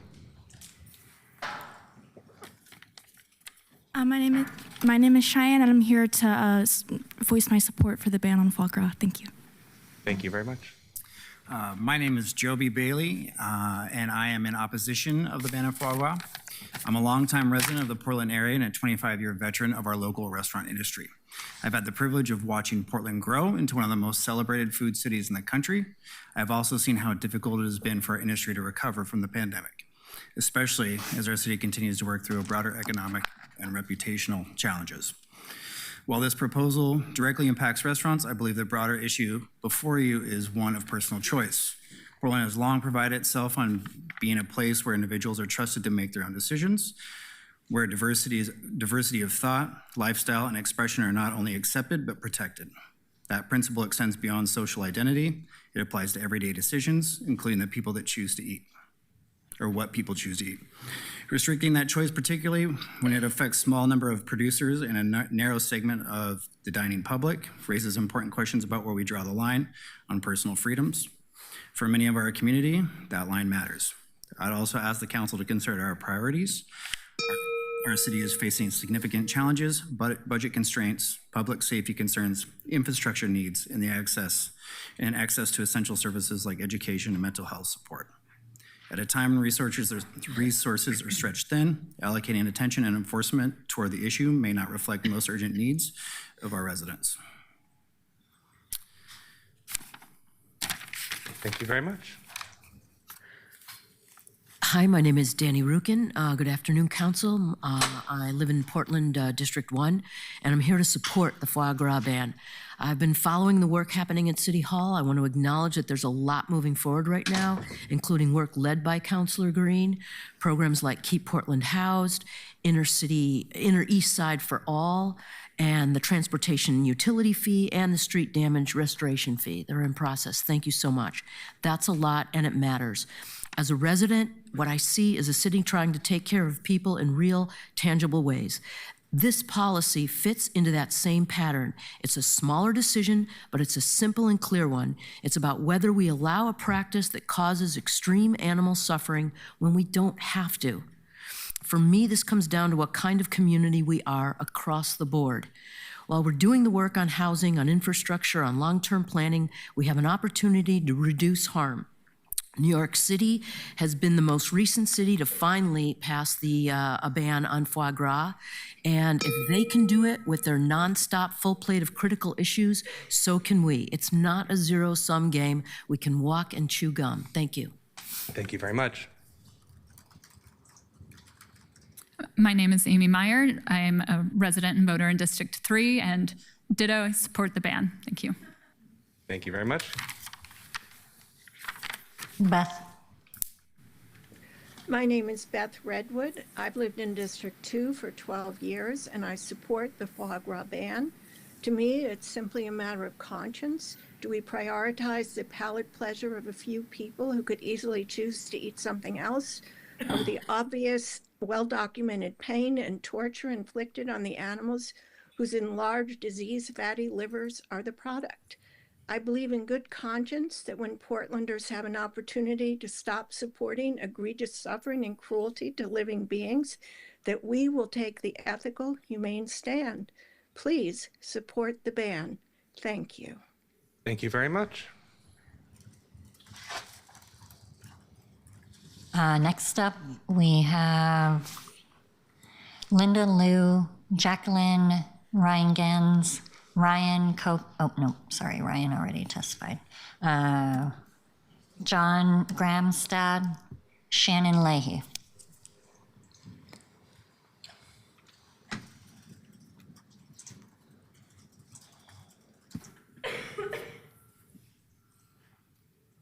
Hi, my name is Jacqueline Ryan-Gens. I live in Washington County. This cruelty is unacceptable. I support this ban. Please vote yes. Thank you very much. Let me make sure we don't have any folks on the. Oh, go ahead, Linda. Hello, my name is Linda Liu. I am a District 4 voter. I support the ban on force-fed foie gras and beg that you do too. Thank you for your time. Thank you so much. Okay. John Gramstad,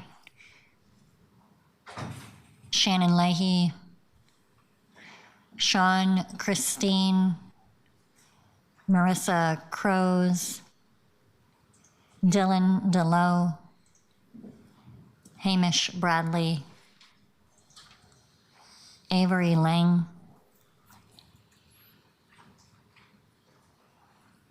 I'm going to pause for a minute in case anybody is here.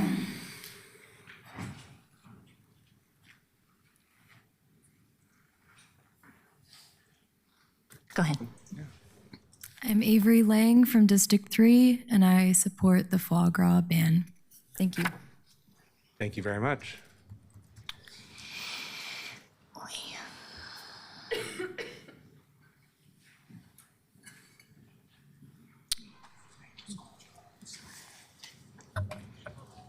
Yes.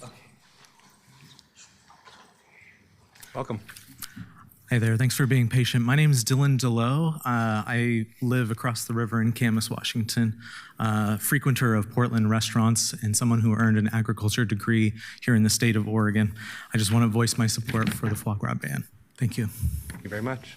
My name is Hamish. I'm a nursing assistant in District 3, and I support the ban.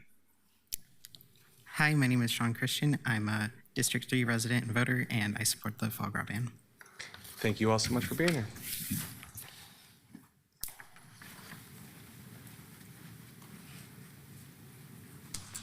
I don't think my video's working. Can you hear me? Yeah, we can hear you. My name is Marissa Cruz. I live in District 3. I'm a chef and local bakery owner here in Portland. I support this ban because Portland is a city that prides itself on compassion, progress, and supporting our community. I don't believe foie gras represents these values. I believe supporting this ban is the right thing to do for people, for animals, and for the planet. Over 99% of restaurants, chefs, and food shops in the city do not serve or sell foie gras. There's a reason for that.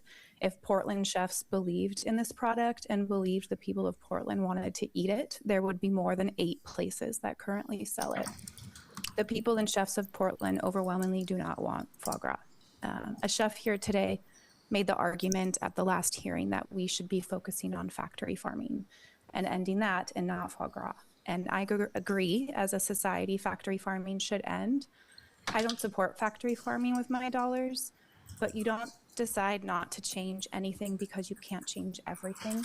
Social change is a collection of small acts of individuals, of communities and cities. And I don't think anyone here today believes that we shouldn't make any changes because we can't change everything, or believes that we shouldn't end some harm to animals because we can't end all harm. Foie gras will end in this country. It's just a matter of time. It's already declining significantly across Europe and the United States. And I hope Portland, the city that I love and call home, is on the right side of history today and supports this ban. Thank you. Thank you very much.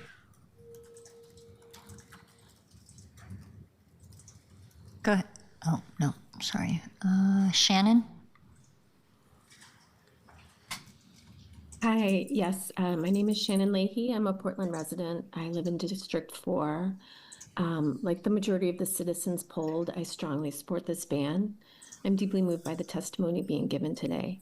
Portland can lead as a forward-thinking city, and I believe it is in our best interest to embrace every opportunity to adapt and invest in positive changes that support our communities, not to uphold broken, destructive systems that benefit only a few.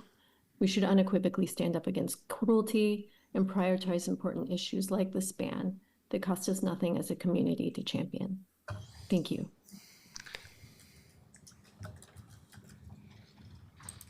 Okay, next up we have Nat Russo, Sarah Barham, Pranav Merchant, Finn Sporer, Nicole Funskindal.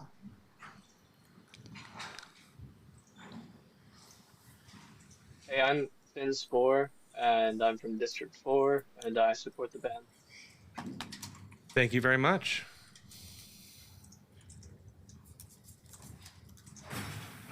Pranav. Hi, sorry. I want to thank the council and the city of Portland, first of all, for allowing people from out of the city to testify, because I don't live in Portland, but I visit often because I have family there. I just wanted to say I wanted to call in to support the ban. I think all the arguments about personal choice and culture and business vitality are all great, but I don't think any of that should be based on unnecessary cruelty and violence towards animals. And I think morals come first before any of those other considerations. So I hope you guys pass the ban and keep Portland. I think what was it ahead of the curve. Thanks. Thank you so much. I'm Nicole Funskindle. I'm a worker in the food service industry in District 1, and I support this ban because my right to choose does not give me a right to abuse animals. Thank you. Thank you. My name is Sarah Barham. I'm born and raised in Portland, and I currently live in District 2, and I support this ban. Thank you very much. Hi, I'm Nat Russo. I live in Fairview, just a few streets out of Portland, and I frequent restaurants in the Portland area quite often. I support this ban. I want you to picture yourself having a tube down your throat, force feeding you for 2 weeks, and how much that suffering causes, and try to have some empathy for those animals and really think about the power you have today to stop that, stop some of the amount of suffering that this world has, and be in the right side of it all. Thank you. Thank you very much. Next up, we have Johnny Lieberman, Matthew King, Peter Misona, Alex Vittor, Tammy Dunn. I see Matthew online. Go ahead. Yeah, can you hear me okay? We can hear you. Okay. Hello, my name is Matthew King, and I represent the Christian Animal Rights Association. The Bible condemns animal cruelty in Proverbs 12:10. Based on Proverbs 12:10, our ministry supports the ban on force-fed products like foie gras in Portland because it is incredibly cruel to animals, and even to the biblical writers, it would not be acceptable. Force-fed products like foie gras have no place in a civilized society. Other compassionate cities like Pittsburgh, Brookline, Massachusetts, New York City, and the entire state of California have banned foie gras. Someone earlier defended La Belle Farms, yet that producer has faced significant ongoing accusations of animal cruelty because of their force feeding methods. And it's interesting how a lot of the arguments don't address the animal cruelty issue. They talked about other issues like crack, school funding, free and personal choice, budget, public safety, the lottery, investment, and factory farming, which doesn't involve force feeding, to function as a distraction to the issue. This is a menu item that no one needs and is very much a luxury item. Again, our ministry supports the ban on force-fed products like foie gras in Portland because it is incredibly cruel to animals. Thank you for your time. Thank you very much. Thanks, council members. My name's Peter Misona, live in District 3, small business owner. I'm here to ban the proposal. Portland should think very carefully before it rushes into a foie gras ban because it risks feeling good while doing almost nothing to actually help animals. The truth is, foie gras is a tiny niche product. Meanwhile, the overwhelming majority of animal suffering comes from factory farming, where countless animals live their entire lives in crowded, stressful, often brutal conditions. If we truly care about animal welfare, that is where our focus and our courage should be. Banning a single luxury menu item might make for a strong headline, but it does not make meaningful change in the system. What it does do is put yet another burden on a small handful of restaurants and shops, while the real engine of cruelty in our food system continues untouched. Portland is a thoughtful, values-driven city. We should be leading on policies that actually reduce suffering at scale, supporting higher welfare standards, rewarding humane farms, and pushing back on the worst factory farming practices. If this council wants to stand up for animals, let's be honest about where the harm really is. Let's not settle for a symbolic ban that targets an easy, visible villain while ignoring the everyday realities of industrial farming. We can do better than feel-good legislation. We owe it to both animals and small businesses to pursue reforms that are serious, effective, and truly compassionate. Thank you. Thank you very much. Johnny. I'm Johnny Lieberman, District 1 in Portland, and I am in support of the ban. Thank you very much. Next up, we have Alex, let's check, see if Alex Vitor is here or Tammy Dunn. My name is Tammy Dunn. I live in the Portland metro area. I can't imagine opposition to this ban when the harm to sentient beings is so grave and the product it produces is insignificant to the well-being of any person or business. These are the same sweet animals we take our kids to the park to see. I support the ban. Thank you. Thank you so much. Next up, we have Soph Parnock, Michelle Casey, Jeremy Beckham, Jolene Rutherford, Nicholas Selby. Go ahead, Michelle. Thank you. Hi, my name is Michelle Casey. I live in District 2, and I fully support the foie gras ban. Thank you. Thank you so much. I'm Nicholas Selby. I live in District 2, and I'm here to support the ban on force-fed foie gras. Thank you. Thank you very much.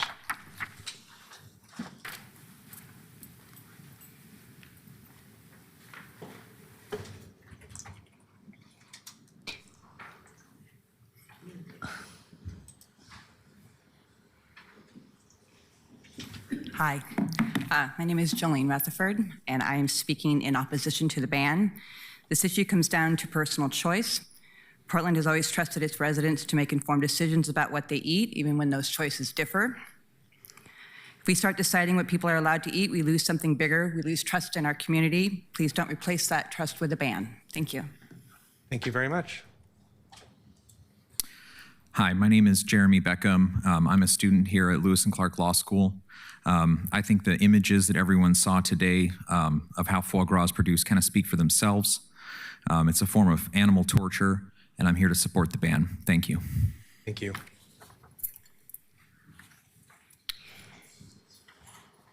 Soph Parnock, Eleanor Roberts Cottle, Jesse Caldwell, Marika Diaz, Sierra Barnes, Victoria Castillo.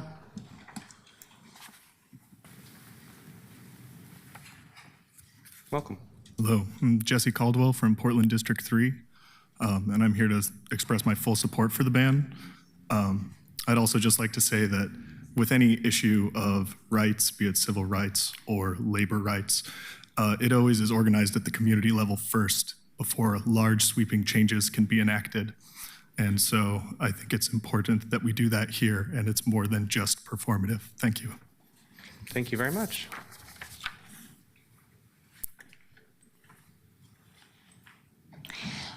Sierra is joining us online. Sierra, can you hear us? Oh, can you hear me? We can hear you now. Okay, great. My name is Sierra Barnes. I'm a constituent in District 4. I would like to testify in support of the foie gras ban.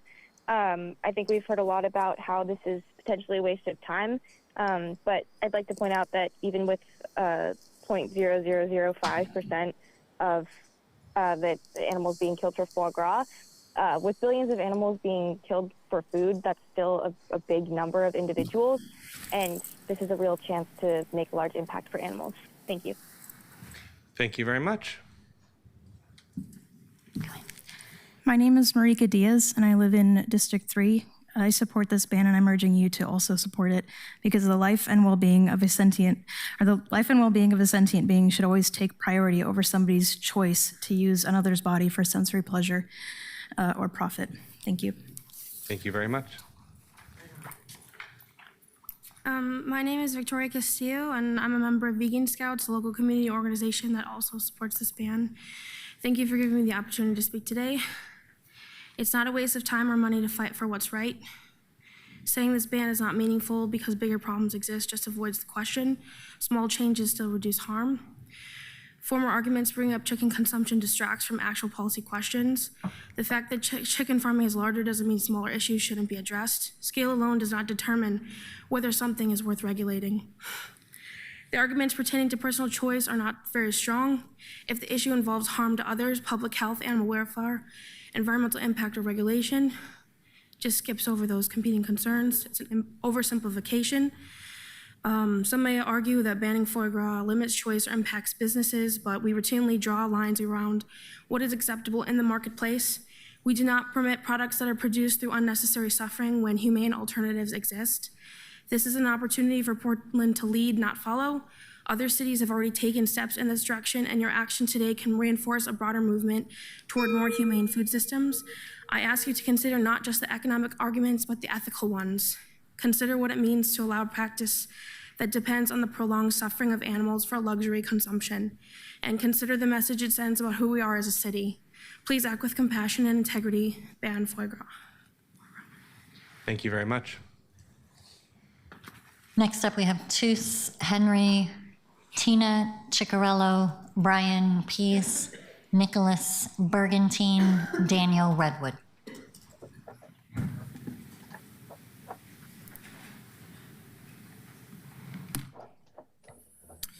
Good afternoon, members of the Portland City Council. My name is Tus Henry, and I'm a proud Oregonian and resident of Portland's Hollywood District 2. I'm here today to urge this council to ban the sale of foie gras in Multnomah County, not as a radical act, but as a natural expression of who we are as a city and who we choose to be as a culture. Portland has long stood apart in a national climate increasingly defined by indifference to each other, to animals, and to the planet. The city has chosen to lead with compassion. We believe that how we treat the most vulnerable among us defines our character, and that belief extends beyond our species and into the greater web of life that sustains us all. What we spend money on shapes the world we live in. Every dollar spent on a product rooted in deliberate cruelty is a small vote for a crueler world. And every time a city chooses to remove that option from its local economy, it sends a different signal.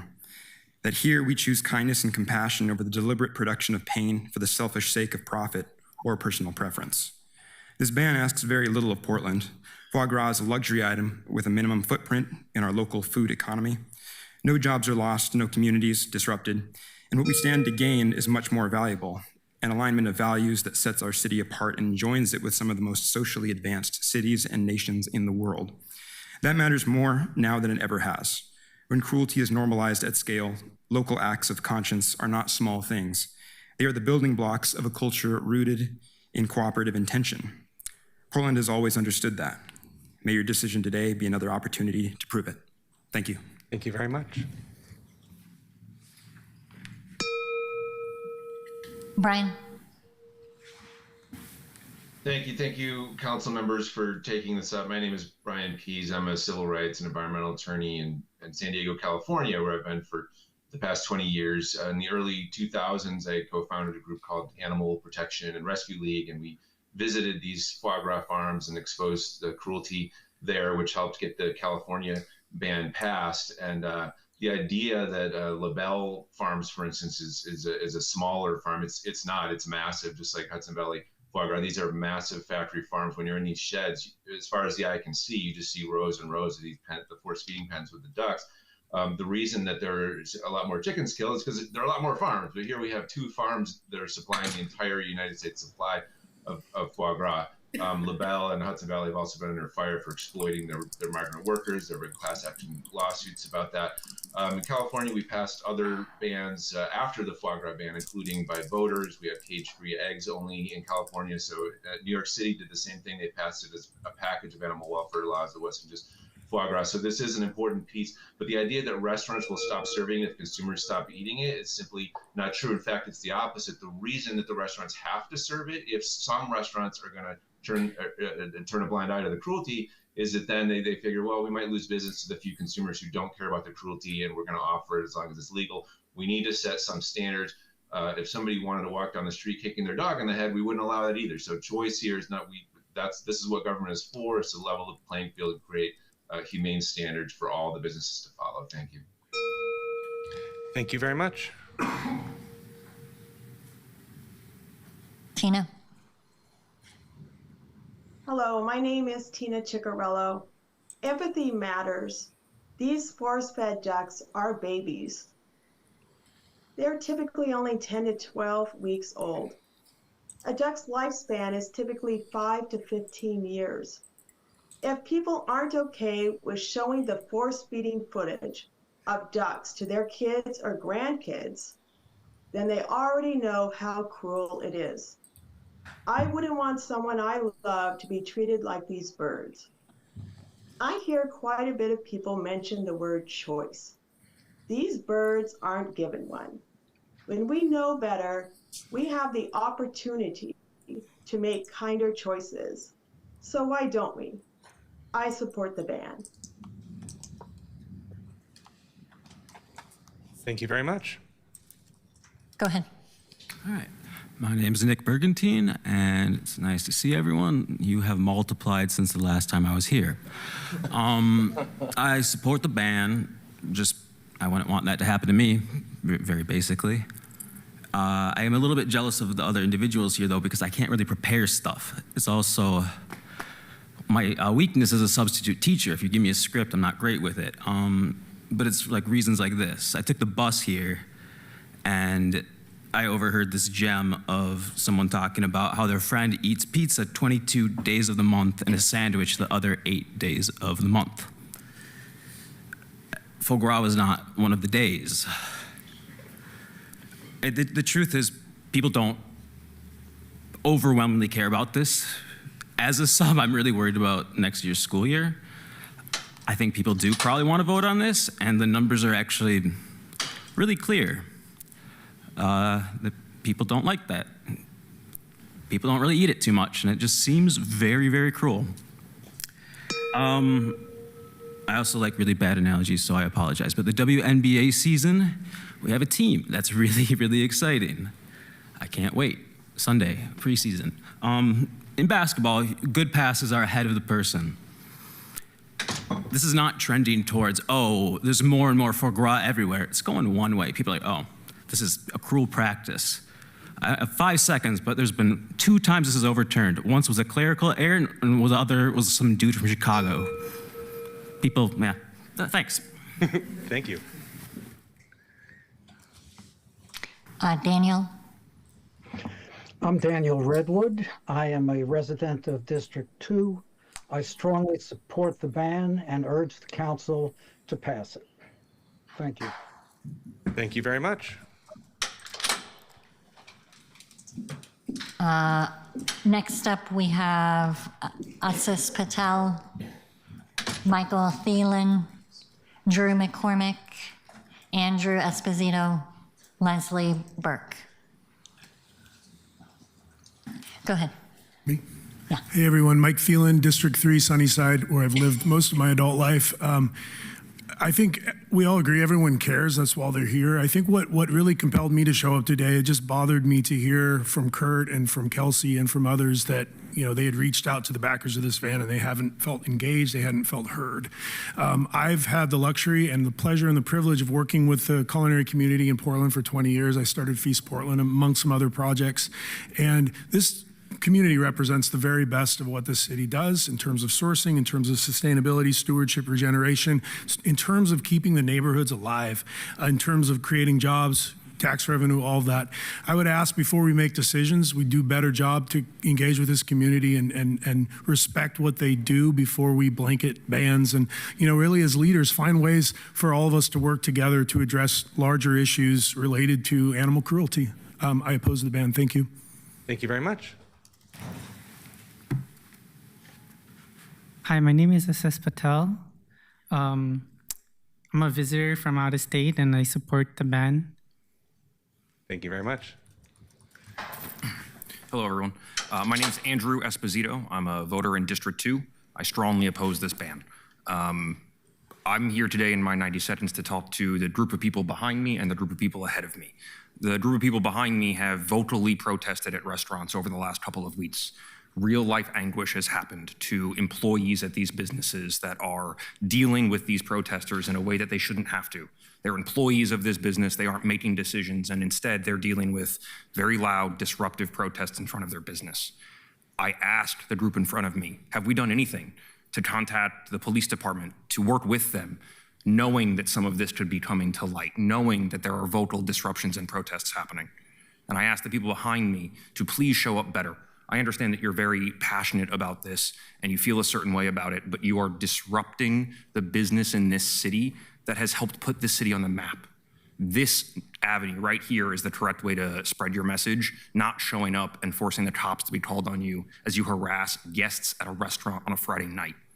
Please keep your fellow city council members in check. Please. Thank you very much. Thank you very much. My name is Leslie Burke. I live in District 3 and I support the ban. Thank you. Thank you very much.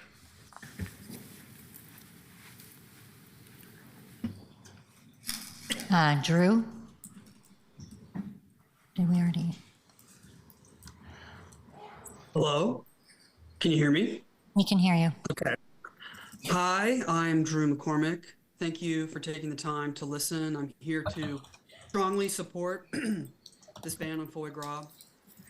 We talked about chickens and factory farming. As far as I know, chickens are not force-fed. Also, two wrongs do not make a right. We talked about free choice, but the government regulates and restricts what enters the market all the time. We talked about whether this was meaningful change. I absolutely think this is meaningful change. You can stop foie gras, and you saw the images, you saw the videos. The common technique to make foie gras is to restrain the bird by hand or machine with its neck extended. A tube is pushed down its throat, and the food is forced down the throat, either manually or mechanically. These birds are sentient. They feel pain. Some ducks even die from suffocating on the food. Foie gras is inhumane and incredibly hurtful. Please support the ban. Thank you. Thank you very much. Next up, we have Garrett Arts, followed by Violet Russell. I'm going to also run through the names that I've called just to make sure nobody has shown up. Annalise Day, Nicole Corrado, Hillary Tiefer, John Gramstad, Alex Vittor, Soph Parnock, Eleanor Roberts-Cottle. Hi, I'm Garrett Arts, a Portland homeowner. Can you imagine in your own home, your cat or dog having a tube stuffed down its throat until it became sick or diseased? You wouldn't stand for it. It's very easy for you not to stand for that for ducks either by just saying yes on this ordinance. Thank you. Thank you very much. Hi, I'm Violet Russell from District 2, and I support this ban. Thank you very much. My name's Eleanor Roberts-Cottle, and I support this ban. Please, thank you. Thank you very much.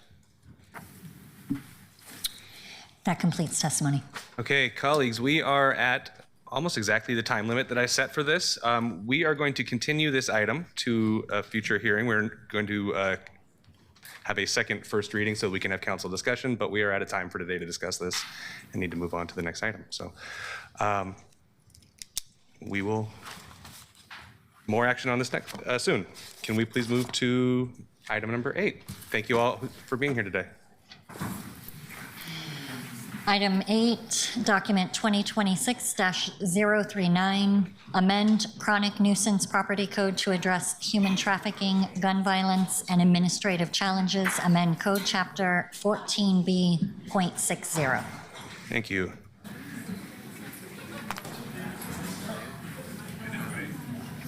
Come on. So, colleagues, this matter was previously considered on March 13th, upon which Councillor Canal moved to divide Councillor Novik's motion to consider a bundle of amendments so that Novik 3, 4, 5, and 6 and Pirtle Guinea 3 would be voted on separately. Under our code, councillors may divide questions by right without debate or a vote. The original introducer may designate the order in which the elements will be voted on. Councillor Novik, do you have a preferred order? And I think simply doing them in numerical order is fine. Okay. And I also want to note that we do have an additional proposed amendment at Koyama Lane, Novik 1, which addresses a suggestion by the Multnomah County Health Department, which submitted testimony in favor of the ordinance, but they also suggested the inclusion of a requirement for annual public reporting in the implementation. So, thank you. Councillor Canal. I want to just quickly, for the sake of time, withdraw and substitute that motion. Okay. To divide. Instead of dividing it into 5 categories, I would like to divide it into 2, which I think would save us all a little bit of time. And I'm just checking my notes. Sorry, I didn't remember that this was pending when we got there. So Novick 3, Novick 4,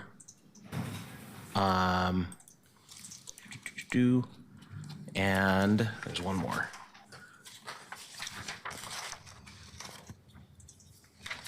Novick 6 would be in one category, Novick 5 would be in the other, and I'm trying to remember where. Yeah, Novick 3, 4, and 6 in one category, Novick 5 and Pearl Guinea 3 in the other category. Okay. Councilor Novick, do you have an opinion on which of these we would move on first? I'd like to do 3, 4, and 6. Okay. 6 actually I think is the most significant. So Novick 3 relates to what activities are defined as nuisance activities, and the purpose of Novick 3 is to hone in on with regards to human trafficking, to delete a reference to prostitution or related offenses, and to add human trafficking or related offenses, to make it clear that we're focusing on the traffickers and the buyers rather than on the sex workers. Novick 4 is, actually, I'm going to talk about Novick 6 first. I think that actually kind of makes more sense. Novick 6, it would, and this is actually based on the suggestion by Councilor Pearl Guinea, what the original ordinance did was take, the current law says that the city can invoke the chronic nuisance property law if there is 3 documented instances of nuisance crime activity within 30 days. And my proposal was to change that to 2 in 90 days. At Councilor Pearl Guinea's suggestion, this would switch that to 3 in 90 days. And that would apply to both, yeah. So that's one thing. The other thing is also a part of Novick 6 also relates to a concern that Councilor Pearl Guinea expressed. Currently, the law refers to 3 instances documented in police reports, but it doesn't say what the police report has to be based on exactly. So we want to clarify that it's 3 or more police reports or other official documentation that a police officer has determined that probable cause exists to believe the nuisance activity has occurred, as opposed to, for example, a grumpy neighbor made a complaint that wasn't verified. I don't think it was ever applied that way, but I thought it was worth clarifying that at Councilor Bertolini's suggestion. That's Novick 6, yeah. And again, I said Novick 3, as I noted before, was about what fits into the definition of nuisance crime. Then, consistent with Novick 6's adjustment to the timeline, Novick 4 would adjust a different timeline. Currently, as my original proposal read, it said that if the person in charge responds and agrees to abate the nuisance activities giving rise to the violation, the city administrator may postpone referring the matter to the city attorney. If no agreement concerning abatement is reached within, we had 30 days, this would change that to 60 days. Or if no agreed upon course of action does not result in the abatement, the actual abatement within, we had 60 days, that extends to 90 days.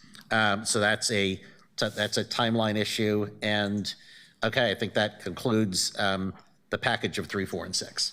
Thank you, Councilor Novick. What? 5 will be a separate. No, 5 is part of a separate package as per Councilor Knoll's motion. So the first division is focusing on Novick 3, 4, and 6. The second division, second separate vote will be Novick 5 and Pearl Guinea 3, which we'll discuss in a second. Colleagues, is there any discussion on Novic's 3, 4, and 6? Councilor Knoll? Are you still in the queue? Okay. Sorry, legacy hand. I'll second it. Just point of information. Previously. Just because Yeah. a lot happened there. So 3, 5, and 6, we are voting on, I'm sorry, 3, 4, and 6, we are voting on as one package right now. Yes. That's the goal? Okay. Yes.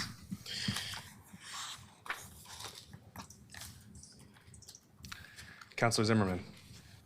I can support 3 and 6. I won't support 4. Can we treat that as a further motion to divide, Councilor Zimmerman?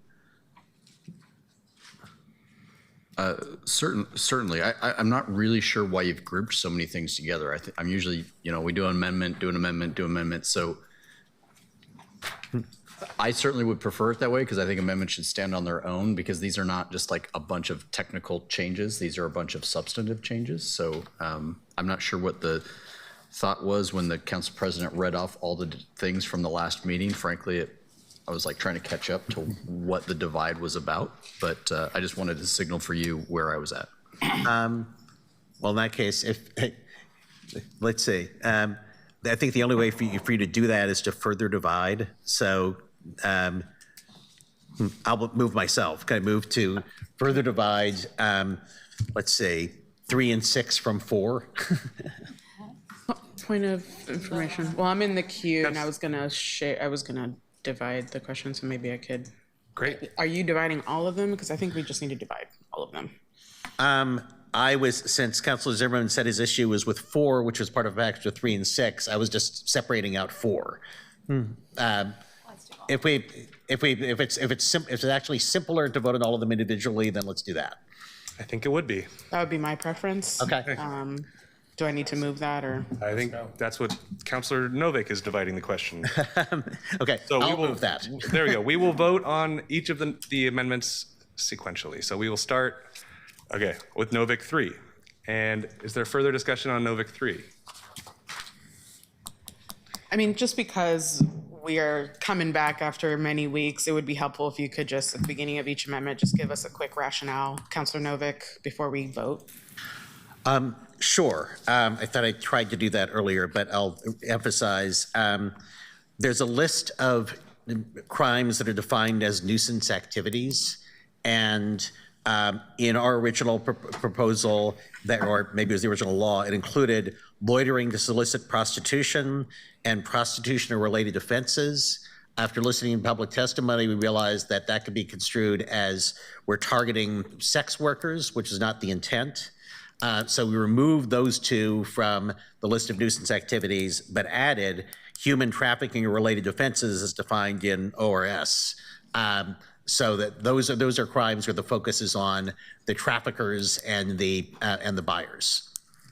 So that's just a matter of we're taking out some nuisance crimes and adding others. Thank you, Councilor. Councilor Avalos, further question? Okay, Councilor Green. Thank you, Council President. Councilor Novick, just speaking to Novick 3, I'm supporting this amendment. I think it deals with one of my biggest pieces of heartache, which was, sort of anti-sex worker language here. I think this is an improvement on that. And so for that reason, I'm prepared to support Novick 3. Thank you, Councilor Green. Councilor Purtle-Guinea. Thank you, Council President. Councilor Novick, I just want to thank you for working through the language on this piece of it, hearing the feedback that was given, and making sure that we are putting something in place that really does target human trafficking and the offenses that we are concerned with and does not inadvertently catch up people who are doing work. Thank you. Thank you, Councilor Purtle-Guinea. Colleagues, seeing no one else in the queue, can we please call the roll on Novick 3? Canal. Our mics aren't working. They are now. Okay. Aye. Purtle-Guinea. Aye. Ryan. Aye. Koyama Lane. Absent. Murillo. Aye. Novick. Aye. Clark. Aye. Green. Aye. Zimmerman. Aye. Dunphy. Aye. Oh, sorry. Nope. my order is a little bit out of order. Sorry. Amalos. Aye. Smith. Absent Dunphy. Aye. Thanks. The amendment is approved with a vote of 10 aye votes and 2 absent. Thank you. Councillor Novick, could you give us another just brief one sentence on Novick 4? It might take a little more than one sentence. Okay. So Novick 4 relates to the timeline after the city has notified somebody that their properties could be designated as a nuisance property. There's a timeline for reaching an agreement for what steps the owner will take to mitigate the nuisance, or and then how when the nuisance is actually abated. So it says the amendment says that if no agreement concerning abatement is reached within 60 days, it was 30, or if an agreed upon course of action does not result in the abatement of the nuisance activities within 90 days, the city administrator or the designees may refer the matter to the city attorney. So it's lengthening the timelines for that negotiation and for the actual abatement of the nuisance. Thank you, Councillor Novick. Councillor Zimmerman. It all sounds good. I'd encourage you to put yourself in the position of a person who lives next to a nuisance property. You've already gone through a 90-day period and you're about to add another 90 days to it. So in that case, a half a year where people can drag their feet, allow bad behavior, have screaming, have nuisance, have whatever activity happening. So I would encourage you to just think about what that means in all of your constituent relations as you're trying to work through a problem, and that we are not quick to determine if a property is a nuisance to then give another longer period. I think we are being nice at the Portland polite level of extremism. And this is an area where once you've been identified as a nuisance property and this type of behavior, we're not a city who applies these standards loosely. In fact, watching this occur is it's not used often. And so we're using it in cases where I think extreme situations have occurred. So I wouldn't ask your neighbors, I'm not going to ask my neighbors to then give another 90 days to somebody who is not working with us to put a solution together. So that's why I'm going to vote no, and I'd encourage you to do the same. Thank you, Councillor Zimmerman. Seeing no one else in the queue, Keelan, could you please call the roll on Novick 4? And I would like to clarify really quickly or confirm that the motions for all of these were moved by Councillor Novick and seconded by Councillor Ryan. Is that correct? No. The original motion, not the motion to divide, but the original motion to move the amendments was seconded by you back in March. Is that still? That does seem like a long time ago. So what's my question? Am I good with this? I just need to confirm for the record that we have a Still okay second. being a second? On this particular? On On all of the amendments. Sure. It'll save time. So Ryan, if you have cold feet on any of them, I will replace your second, but let's get to that after we move forward here. The timeline one has me questioning. Okay. I'll offer a second on this one. Okay, great. Okay, thank you. Great, How yeah. friendly was that? Very, yeah. Thank you. Canal, Is it on Novick 4? for 4. Aye. Purtle Guinea. Aye. Ryan. Moved it, I'm sorry. Oh, sorry. Is there We're on 5. We're on 4. 4? Still on 4. We voted on 3. And I didn't say anything earlier. So I will just say very quickly, we had something similar to this in permitting work. And so I understood Eric's comments. I vote no. Koyama Lane. Absent. Mario. Sorry, I know that we're like going through this quickly and I'm trying to process the language changes and all of the amendments as we're voting. Apologies. No, it's okay. I think I will vote yes on the amendment because I think it improves it, but I think maybe I have a question for the underlying ordinance after that as far as, is a property designated a chronic nuisance based on 2 incidents in 90 days? So that doesn't have to be convictions, arrests, or charges. Is that correct? We're actually proposing to change 2 in 90 to 3 in 90. And it's based on documentation in the police report, which states that the police officer has found probable cause to believe the nuisance activity exists. But, so probable cause, my understanding is not a very high bar because it's enough for arrest, not for adjudication. So we're like, anyone could call the cops on anyone. Well, but officers are used to dealing with the concept of probable cause. It is a real standard, and but it is true that if you want to have a conviction for a nuisance activity as a basis for designation of nuisance activity, this does not do that. Yeah, and colleagues, we are in a vote. I just want to make sure. I apologize, Councilor. Okay, sure, I'm a yes on the amendment, and then I will have that question coming for when we discuss it further. We will discuss the underlying for sure. Thank you. Okay, sorry. So Mario, what was the vote? That was a yes. Okay, thank you. Sorry. Novick? Aye. Clark? No. Green? Aye. Zimmerman? No. Avalos? Aye. Smith? Absent. Dunphy? Aye. The amendment is approved with a vote of 7 ayes, 3 noes, and 2 absent. We move to Novick 5, please. Councilor Novick. Thank you, Mr. President. Novick 5 makes some edits to the section on abatement measures. One is that the court, in determining whether to order somebody to take abatement measures, is supposed to take a variety of factors into account, including the sort of financial impact on the property owner.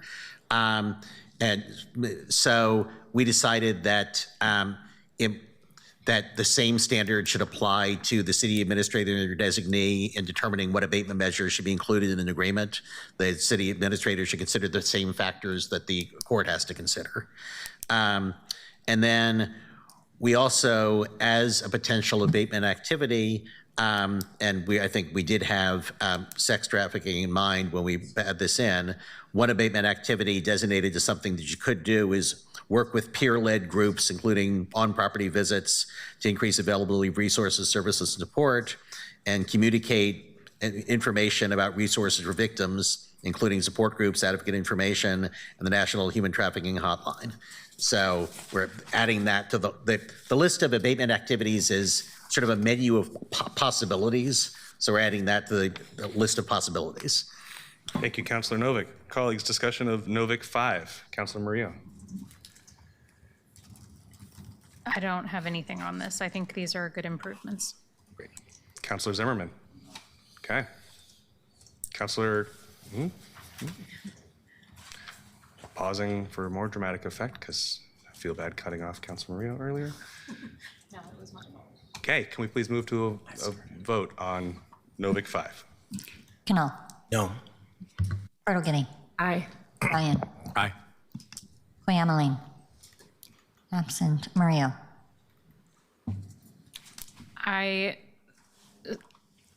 Are we moving through these too quickly? Because I'm hearing no's and then I'm not understanding the logic, and I would love to hear people's answers as to why.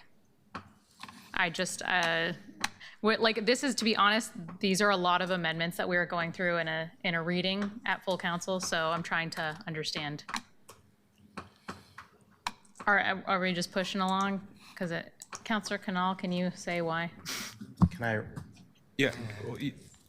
I'm happy to let Councilor Canal do this, but also I'm trying to move us forward when no one was in the queue. So Yeah, no ask line up, please. a question. Yeah. As the presiding officer, Yeah. We're normally allowing 1 or 2 sentences, Sure. as part of explaining the vote. Sure.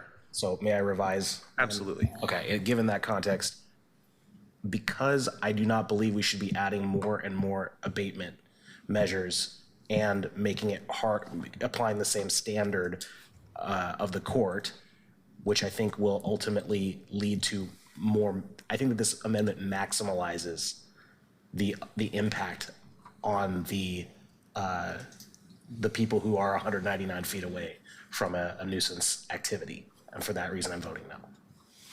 Thank you, Councilor Canal. Okay, I think we're back in the vote. Unless, are other people going to say something else? No. Okay, I'm an aye. Okay, thank you. Sorry, just to confirm that was aye. Yes, thank you. Novick, Aye. Clark, Aye. Green, Aye. Zimmerman, No. Avalos, No. Smith, absent, Dunphy. Aye. The amendment is approved with a vote of 7 ayes, 3 noes, and 2 absent. Thank you. Novick 6. Councillor Novick. Thank you, Mr. President. Novick 6 again moves the standard for chronic nuisance property from 2 nuisance activities in 90 days to 3 in 90 days. And again, it says that rather than just simply saying that the city administrator can act to designate a nuisance property based on police reports, quote unquote, it has to be reports that a police officer has determined that probable cause exists to believe the nuisance activity has occurred. So this actually adds a strong, strengthens the standard from what it was before, because it didn't actually say what the police report had to say. It's not a matter of previously the nuisance law said that invocation could only be based on a conviction. It's never been that. So it's sort of it's in a way the intention is to sort of tighten it up. Thank you, Councillor Novick. Colleagues, discussion to Novick 6. Councillor Zimmerman. So there's some comments earlier about what constitutes an offense in this case. And I think that when you're dealing with properties, and I do think we've been going through these too fast, and this probably should have just been scheduled immediately thereafter in the following meeting, because I think we have moved through some stuff with a little bit of loss. A lot of weeks have gone by, and I think that's a fair thing to remember the entire conversation. But in property code and in property nuisance issues, we're really not talking about did it go to a court of law and then get proven at a court of law that a thing happened. That's not what nuisance is. Nuisance is largely based on code compliance officers and officers' ability to observe a thing. And so I think that largely this has gotten thrown into the category because of the way it was prefaced during the committee brief about being along the reins of prostitution, human trafficking, but frankly, most all of this could have been written without ever mentioning those words or without ever really focusing on those activities. Because what this is really about is some of the stuff that comes with it that is certainly a nuisance in the neighborhood, a nuisance on the block. And that part of it is not about, that's not about the sex work, that's not about a buyer. Those parts of our code are not changing. We have all those. So I think we've gotten a little bit cross-eyed just in terms of there's a lot of reaction to a changing topic in our community, and one that I think government is getting better about targeting the right part of a chronic issue. But on this, moving to 3 in a 90-day, that makes sense to me. I'll be supportive of it, but I am speaking to it because applying the same standard of you have to go to court to get proven for things, that's just not how this will go. And so I just wanted to raise that, given how we use property nuisance codes across the city. And you could talk about it for anything. It could be somebody who, has something going on their lawn that is just, it's not safe for the general public to go around. We would apply very similar types of nuisance abatement issues. And I think that that's important to keep in mind here. And that's more of what this underlying ordinance is about than some of the other stuff. So I think 6 is a fine change. Thank you. Thank you, Councillor Zimmerman. Councillor Maria. Thanks for that, Councillor Zimmerman. I think that is actually what concerns me, though, is that this is being painted as something that addresses human trafficking, and you have, I think, stated more plainly that it actually doesn't. Because, again, if the requirement is that it's a chronic nuisance based on 3 or multiple incidents within 90 days, and it's a police report with probable cause, and we know that police officers can say almost anything is probable cause to arrest somebody, and that there tends to be racial profiling in how they do all of that. and who they tend to target, what businesses they tend to target.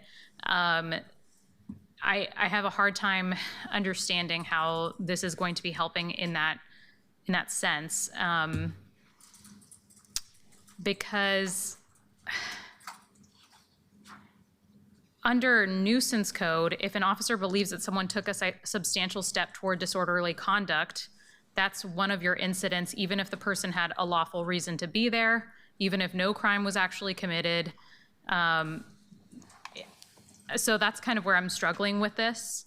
And association by location, like if our neighborhoods are pretty dense, so I'm just struggling with, like, if it's 200 feet away from a property, if you're at a bus stop and something is happening near your property, you're going to be held liable for things that you're not directly responsible for. I just have a lot of questions about this as a whole. Mr. President, can I respond to that? Absolutely. I'll actually take up your second issue first, Councilor Murillo. This only applies when a person associated with the property has committed a nuisance offense. And per person associated with the property means a person who on the occasion of a nuisance activity has entered, patronized, or visited the property, or a person present on the property, including without limitation any officer, director, customer, agent, employee, or any independent contractor of a property, person in charge or owner of a property. So it's not just the activity occurred within 200 feet of the business, it's the activity was done by somebody who had this association with the property. So that's one thing. Can I ask a follow-up on that? Sure. Okay, that's helpful. Does that mean that, okay, if I'm a hotel owner and someone stayed at my hotel and then later they did human trafficking at a bus stop or something, does that mean because they stayed at my hotel that they had association with me? It says on the occasion of a nuisance activity. So it's basically to get at, you're sort of using the property as a base for the nuisance activity. And what I will note is this is another instance where we have actually tightened up the pre-existing law, because the pre-existing law, and this we did in amendment approved in committee, the pre-existing law said that it also applied if a person attempted to visit the property. We decided that was too broad. You shouldn't hold a property owner responsible for the activity of somebody who didn't actually visit but just attempted to visit. Okay. And the other thing I just wanted to mention on the issue of the probable cause issue is that the city can't itself on its own force a property owner to undertake mitigation activities. The city owner instigates a negotiation with the property owner, but only a court can force the property owner to do something. So ultimately, the city would have to go to court, and the court would have to make that determination. Okay. That makes sense. I think maybe the tension here is the inherent trust or distrust of our criminal justice system and how it will be applied to these different people and property owners. Because I think you're right, there is going to be a court process. Whether that due process to force the sale of someone's property based on police reports of attempted misdemeanors by their customers is exactly the question that this ordinance is going to be litigated over at the city's expense. So, Council, I just have to say that instances where a property is forced to be sold are going to be exceedingly rare. But normally would be the court would order the property owner to take certain mitigation measures. yeah, and then we'll be, okay, sure. Okay. Thank you, Councilor Murillo. Councilor Canal. Thanks. First, I want to say I agree with the assessment that Councilor Zimmerman gave, and I also agree with Councilor Murillo's point that that is, in fact, the concern. Because we're still, I believe, technically on Novick 6. Yes. I want to state, I think the changes from 2 to 3 are all good. And so there's 4 things in this. 3 of them are changing 2 to 3. And that's why I think I'll probably be voting yes on this. I also agree that it does narrow the scope to say that to say probable cause versus not. I think part of the challenge is, in my opinion, and I think each person's assessment of this are going to be a little different. These are small changes that don't necessarily address the underlying big picture concern with the ordinance. So I'll be voting for this amendment. I think there's a broader conversation on the underlying to have that we should do. The one thing I did want to mention, because it was brought up in the debate, I don't know that it is. Councilor Novick, I want to just question one piece of the assessment definition of persons associated with, because what it says in here is persons associated with means any person who on the occasion of a nuisance activity has entered, patronized, or visited a property or person present on the property, including without limitation any officer, director, customer, agent, employee, or any independent contractor of a property, person in charge or owner of a property. And it is factual to say that the text "or attempted to enter, patronize, or visit," or "waited to enter, patronize, or visit" was removed. And that, I think, that is an improvement, but I don't know that I would go as far as to say that that means it has to have been used as a base. I think that is not as narrow as this text reads. And I want to just bring that up in the context of maybe that's an underlying conversation, but I wanted to mention it since it was brought up here. I appreciate that. I also want to note that I think that many of the objections here are to the existing law, not to the amendments I'm bringing, because actually, in many cases, we're trying to sort of tighten up the pre-existing law. So I think that what we are trying to do, the big thing is extend 3 and 30 days to 3 and 90 days, and then a few other things. I think that the primary objections that we've heard are to the underlying law, not to my amendments. Thank you, Councilor Novick. Councilor Green. Thank you, Councilor Novick. That actually just gets right to my questions.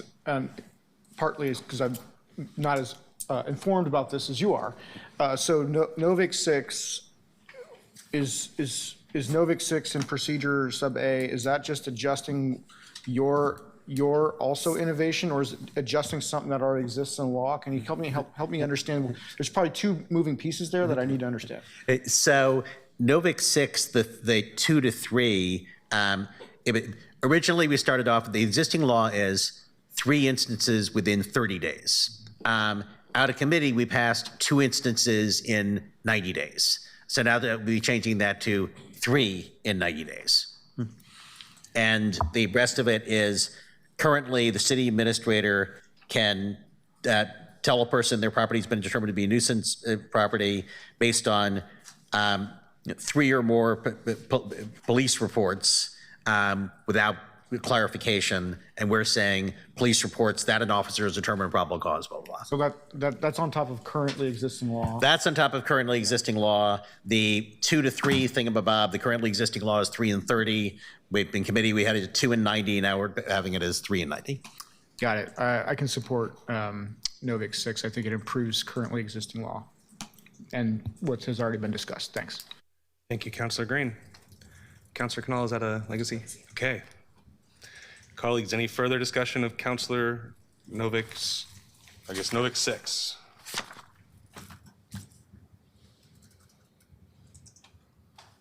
Could we please move to a roll call vote? Canal. Aye. Guinea.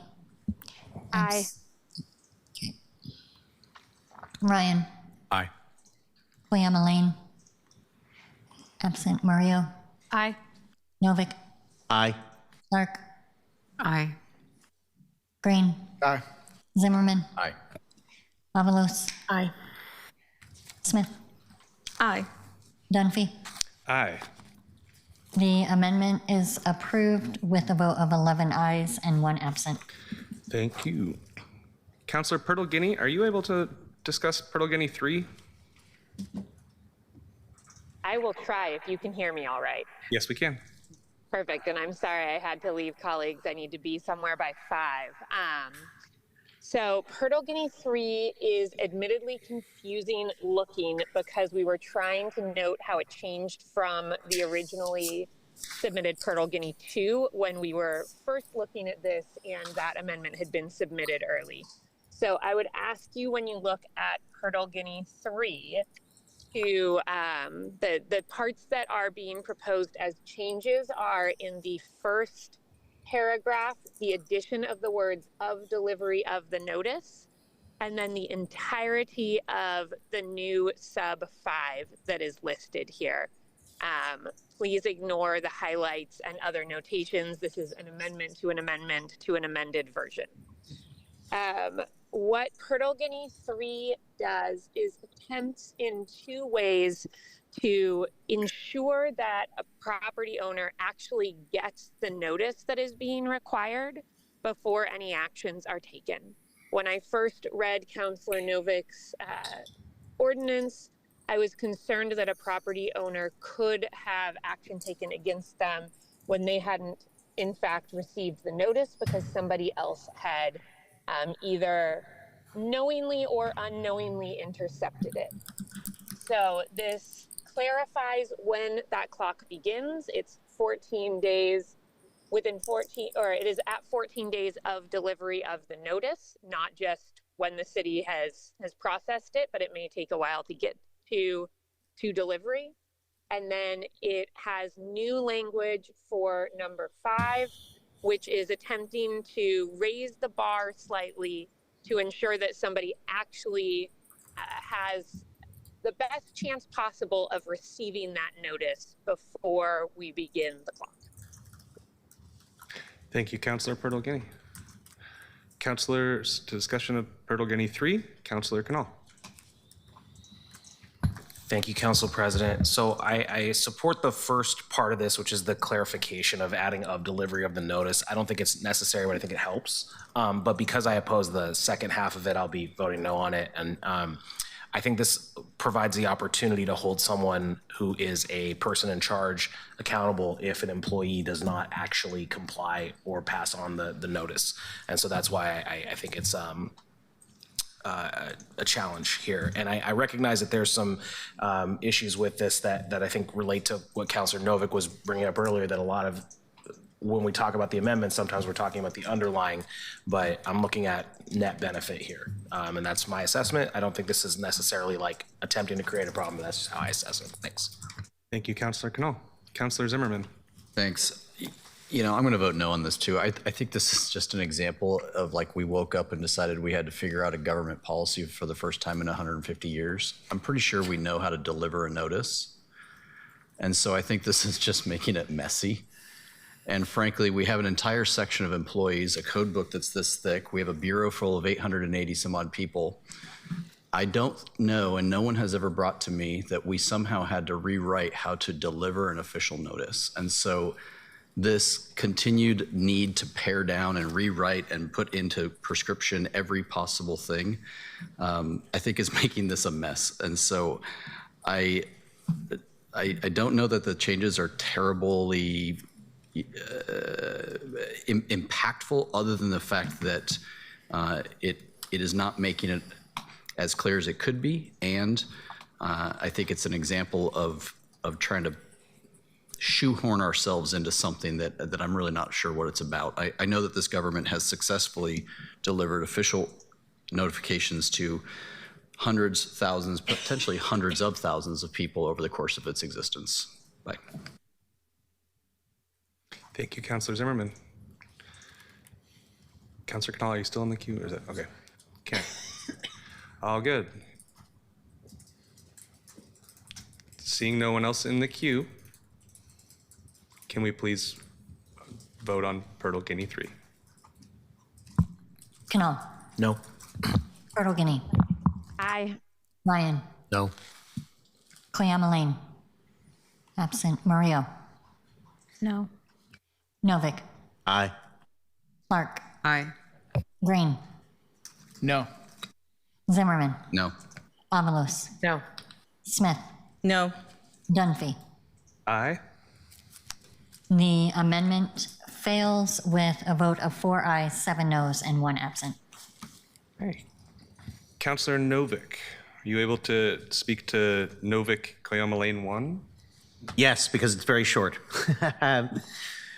It simply says, the city administrator or their designee will, for 3 years following implementation of updates to Chapter 14B60, report annually on implementation. Reporting will summarize data pertaining to the use of the code, including how often it is used, outcomes from implementation, and any implementation challenges. Reporting will address any unintended consequences or equity impacts due to implementation of the code updates. Reports will be made available to the public. Thank you, Councillor Novick. Councillor Novick, are you moving this amendment? This is a new. Sorry, yes, I move it. Great. And is there a second on this amendment? Second. Councillor Clark seconds. To the amendment, Councillor Zimmerman. Nothing that Multnomah County Health Department loves more than a report about not much. So I would encourage you to really consider your source here, particularly in the last couple of years. And the Multnomah County Public Health Department, or this division, bringing this forward was inappropriate. And frankly, this is probably a nothing burger, right? Because I imagine they're going to use this like one time, maybe 2 times in the 3-year period, and they're going to say, probably in a sticky note, Councillor Novick, we used it 2 times. Thank you very much, right? That's about the extent of it. But there's this idea that everything we do, we then have to put a report requirement into the ordinance, and some stuff doesn't have to always be reported on, right? It doesn't mean we don't find out about it. It doesn't mean we don't go in and say, hey, can you run that for me if we find some malfeasance or we're having a sense that there could be. But we're starting to lean toward this idea that we have to put this type of clause at the back end of everything. And I think this was to scratch an itch for a friend at a health department, and I don't get it. But thanks. Thank you, Councillor Zimmerman. Councillor Canal. Thanks. I would prefer that we don't have the equity impacts instead of reporting on them. I think that's the broad concern I have about this one. I'll also note that the use of the word unintended, legislative intent's been established that this is designed to help this code be used more frequently. That's been brought up in committee. I don't think there's any, I think that's a neutral way of framing it. I also would note that the last sentence of the community impacts says that there is an understanding that there will be opposition. And I don't know if that's intended or not, but that there's at least acknowledged impact on owners of motels in this. So I don't know that unintended captures that particular impact at all. So for those reasons, I'm against this amendment. Mr. President, may I direct respond? Yes. I actually, upon reflection, I think that obviously I haven't had an opportunity to consult with Councillor Kayama-Lane on this, but yeah, I think references to unintended outcomes are inherently confusing because who intended what?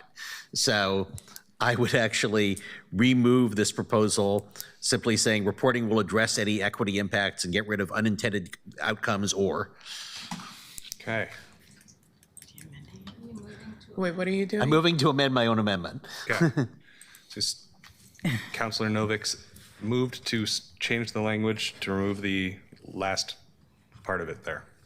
Okay. Not to remove just to remove some words. A couple of words. Reporting will address any, and cross out any unintended outcomes and just say equity impacts. Okay. Okay. Councillor Zimmerman, Canal. Oh, Smith. Thank you, Council President. All I have to say is Councillor Zimmerman's remarks, he was thinking the same thing I was thinking, ditto, ditto, ditto. We're getting a little bit out of bounds in the reporting, and I know in the charter, it gives us that option of having the city administrator do a report, and it's not really necessary. We have so much work to do. And, I said it the other day, none of these things came up when it was going through committee. None of these issues with all of these amendments, they never came up. And people had some of the same questions, but they wait to the big council to drop all these amendments to something. And it's his amendment. It's his original underlying, and he probably forgot something. But and I support that. Do you want? I can let you talk. Thank you, Counselor. So ditto, ditto, ditto, Counselor Zimmerman. I won't be in support of this at all. Thank you, Councillor Smith. Colleagues, seeing no one else in the queue. Oh, just to clarify, you had seconded for the purposes of board. Did you second the second? Sure, I'll second. Okay. That. And was there another? Removal. It may be easier to withdraw Novick, Koyama Lane 1 and reintroduce with a second. I should have remembered that. Thank you. I hereby withdraw the original and move it as previously edited. Okay, we'll call this Novick 7. And Councillor Clark, you okay to second that? Okay. Colleagues, any further discussion? Can we please move to a roll call vote? Canal. No. Myrtle Guinea. Yes. Ryan. No. Koyama Lane. Absent. Murillo. No. Novick. Aye. Clark. No. Green. Aye. Zimmerman. No. Avalos. No. Smith. No. Dunphy. No. The amendment fails with a vote of 3 ayes, 8 noes, 1 absent. Okay. Colleagues, are there any other amendments that have been filed? I don't have note of them, but Councillor Canal. Yeah, I filed it on February 24th. There you go. And haven't had a chance to do it yet. Councillor Canal. I'm going to move Canal 1 and just There we to speak to it in 14B 6010 and 14B 60030. A2 in the first case, B in the second case. It says on or within 200 feet of a property. And my amendment would remove or within 200 feet of, and hold property owners accountable for what occurs on their property, but not what occurs 199 feet away from it. Second. Councillor Canal moves Canal 1. Councillor Green moves, or seconds. Councillor Canal, can I just clarify the red line? I assume this is a Scrivener's error, but with the red line of A2, it reads property on which. Yeah, that is a Scrivener's error, thank you. On which any person, there's not supposed to be the word which twice, yes. Thank you. And I'll note that this was written, if you'll notice the below, later in the file, it shows a red line from the version as it was then, but these upper 2 places, I think, where it shows the actual amendment itself indicates clearly what it is. It is removing or within 200 feet of in 2 specific locations. Okay. To the Canal 1, Councillor Zimmerman. Thanks. So I'd like you to think about what it is that Councillor Novick has brought this overall for. And what we're really talking about are properties that serve as centers of gravity for other types of stuff that happens in the direct proximity of them. 200 feet is a 1 block. And so when you think about the nature of the issues we're talking about, if the property isn't of itself the center of gravity, and a person steps off that property but is directly, as we talked about, directly connected to, directly using it as a home base, that's what this gets to. And so by removing the 200-foot piece here, it does a couple of things that I hope you will not support this amendment, because we can write laws all day long that and they'll be on the, if this occurs at this time, therefore it's illegal. Most nuisance property laws, because nuisance property is so darn hard to really tie to how does it fit, it takes a holistic and encompassing look at whom is the center of gravity. And so the 200 feet serves as a flexible measure for the people we're asking to deal with a very hard job when it comes to interpreting what they're observing on a street, on a neighborhood block face, in an area. That work is not easy anytime, and it's certainly not easy if the only standard for an act that considers itself to be illegal, or it's an act that is a nuisance, is that you must have a foot on a given property. So if you are standing on one property and something happens, but then half an hour later, 30 days later, you were doing that on the sidewalk instead of on the driveway. For the neighborhood who's going through the nuisance, there's no meaningful difference. And I'll just, to get to the larger point, and I think that Councilor Canal, you're probably proposing this so that we don't over enforce against property owners who are not participating in the activity. And I think that that's a fair thing, but it's also how nuisance code is written is so that they can take a look at, is the activity all about centering on this place agreeably, against their will, etc. And I'll use this example. I am sure that in any one of our hotels downtown that a person has engaged in purchasing of sex. That, of course, has occurred. The question is that hotel centering its business model on being the place where they know they can do that and get away with it? Are they encouraging or being the place where the same group of people hang out on the sidewalk or in the street adjacent waiting for the business opportunity to come? But the difference here is that a thing occurring in a hotel room, and to Councilor Murillo kind of was saying, is like, just because you stay at a place, does that make it a crime because you then went to that place and engaged in a thing at the bus stop? I think that's a really good example, because this is about, is a certain place serving as a center of gravity for that activity? And in the case that Councilor Murillo brought up, I don't think that would be an enforceable situation. So I think I understand the intent here, but I do think it allows us to write a law to Councilor Novik's overall and overarching ordinance, pat ourselves on the back, and be completely unenforceable. So if we do this 200-foot, it would be excise the 200-foot piece from here. I think the likelihood that any sort of nuisance property will be used to abate some of the places that we heard about from the testimony near the high school and others really will almost be zeroed out with this, because what we heard from the school principal is not because their students walked onto the property that is the problem. It's that as their students walked along 82nd, they were at multiple points along the area faced with some pretty nuisance property type of activities, knowing that there are a couple of bases, centers of gravity. And so for that, I just would encourage you to really think through that. For this one, I'll vote no, and I certainly appreciate the debate. Thank you, Councilor Zimmerman. Councilor Murillo. Thank you, Council President. To be honest, that rationale is making me less and less willing to support this for a few reasons. For one thing, like let's go through the sequence of events here.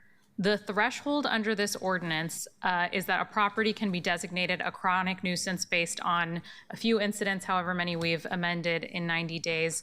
Again, it's not convictions, it's not arrests, it's not charges, it's police reports with probable cause, which is not a high bar. I want to emphasize that again. It is not a high bar for a police officer to write a report.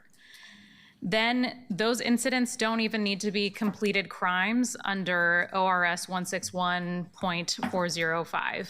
An attempt is going to be defined as a substantial step that doesn't even need to be unique to criminal conduct. It counts as a nuisance activity. If an officer believes that someone took a substantial step toward disorderly conduct, that's one of your incidents. Even if the person had a lawful reason to be there, even if no crime was actually committed, impossibility is not a defense under Oregon's attempted statute. And then we move into the 200-foot radius issue.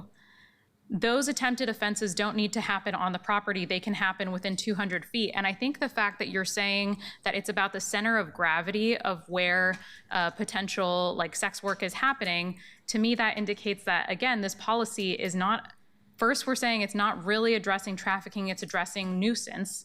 Then we're saying this is about the center of gravity for where sex work could be happening, which to me, it's like we're revealing that we're calling this a trafficking policy, obviously, because it looks really bad for anyone who votes down on it, you know?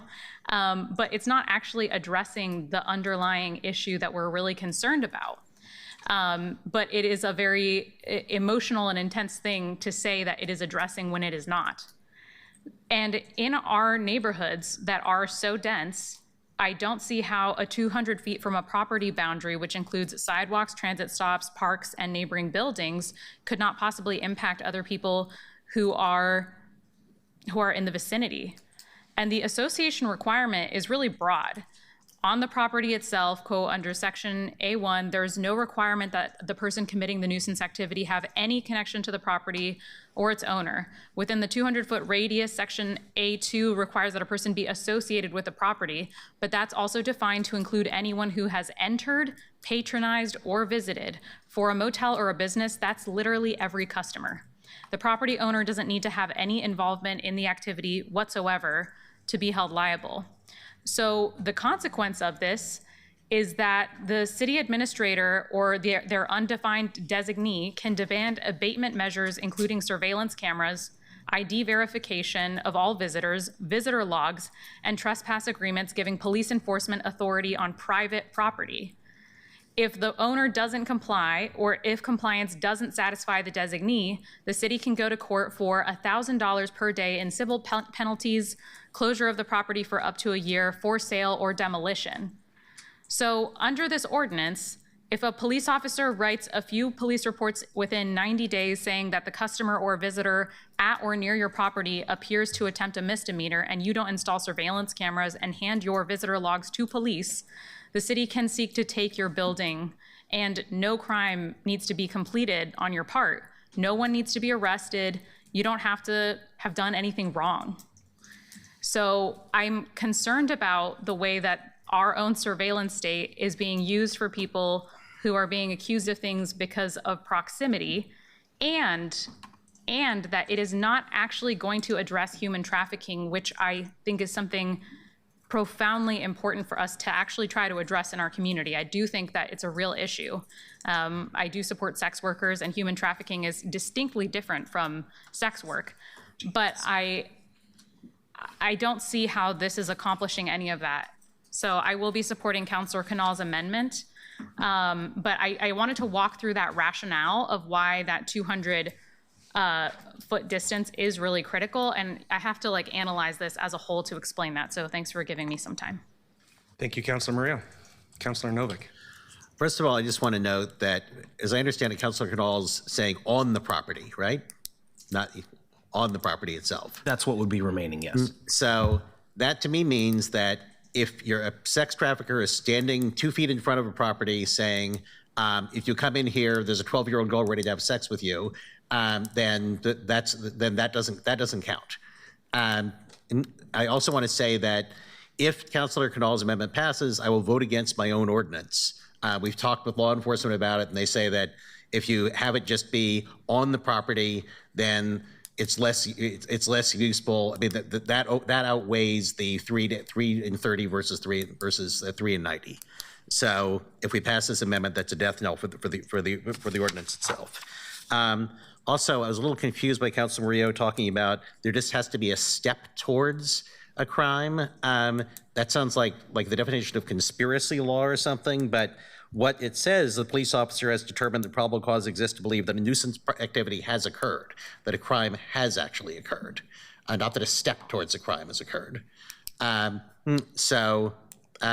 Anyway, that's, I think that's enough. Thank you. Thank you, Councilor. Councilor Canal. Thank you, and I respect that disagreement. I agree with Councilor Zimmerman's point that this is a debate worth having. The way I would frame this is about guilt by association in the primary sense is, are you responsible for what happens 199 feet away from you? And is it possible for that determination of your responsibility to be made without adjudication in a court of law?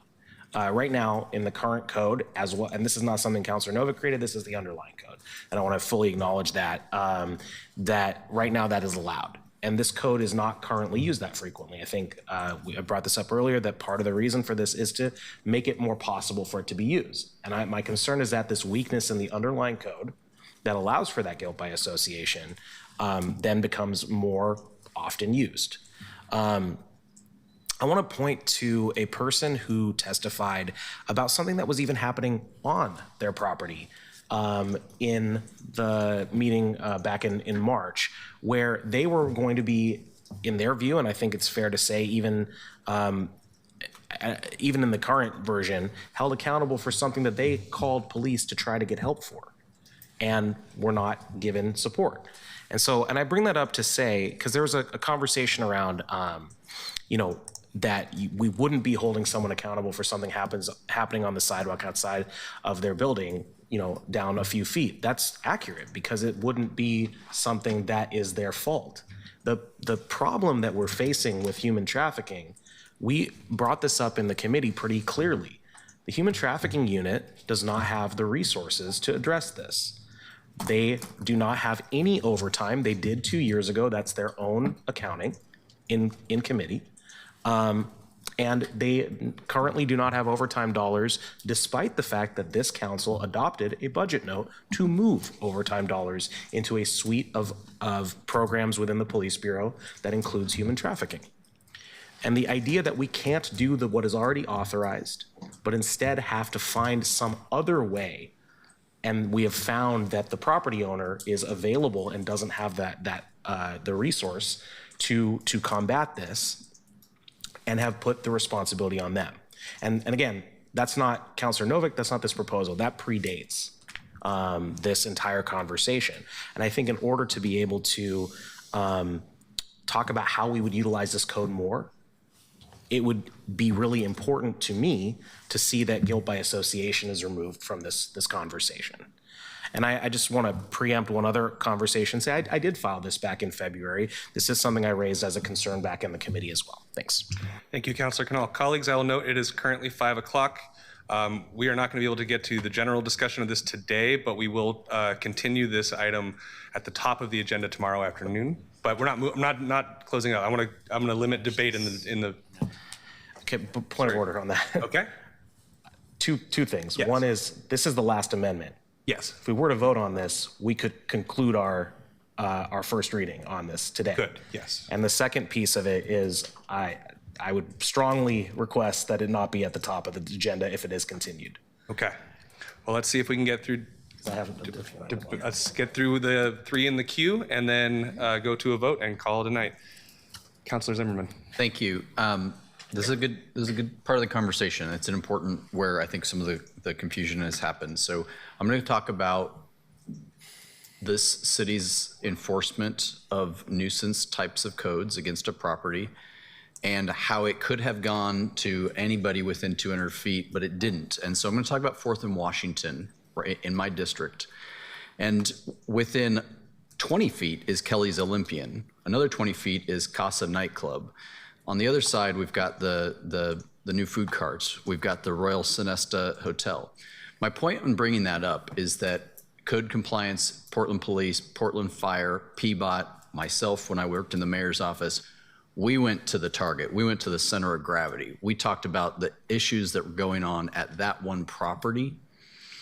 And if we saw things that happened to be in front of Kelly's Olympian that we knew to be related to 4th and Washington, we didn't extend that to Kelly's Olympian as being a contributing factor. At the same time, and during this era, we were having some pretty serious conversations with our club owners in town about the prevalence of their clubs being used as kind of the place everybody got amped up and then had a gunfight in Old Town. So we had conversations with Casa Nightclub and other places. And you know what? At the same time, even though we had a nuisance property at 4th and Washington, we kept that part of the conversation confined to Casa, which was across the street, well within 200 feet.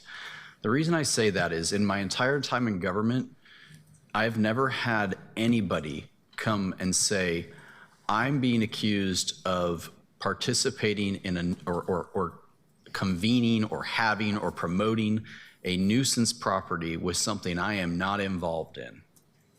That's just never happened.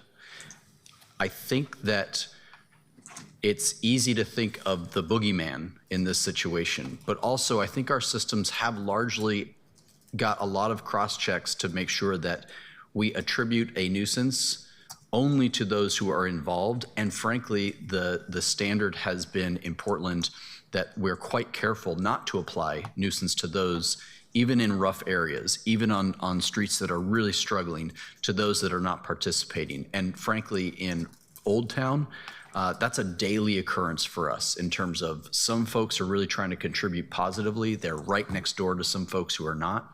And we have split that out. And so I have faith that if we got a whiff of it being used inappropriately, that we have the tools to correct that quickly, but also that the systems would have a cross-check. But in my entire career, I've never had somebody say, I'm being accused of a nuisance property issue and I wasn't participating. I don't know where they got this accusation. It just hasn't been the case. So I just want to offer that up, and I appreciate it. Thank you.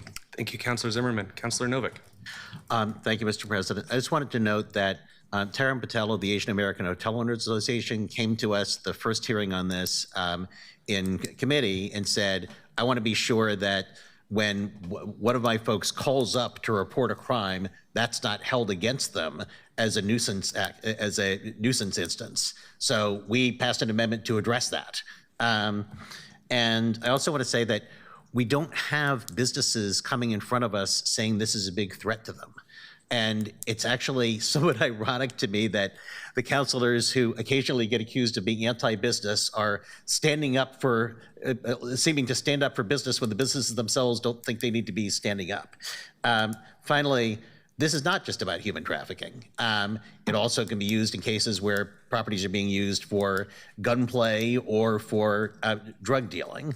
But I will note that Safety Compass, which survivors of sex trafficking who advocate for victims of sex trafficking, was supportive of the proposal. Thank you. Thank you, Councilor Novick. Councilor Murillo. Yeah, thank you for that. I know, I do think it is a little bit funny because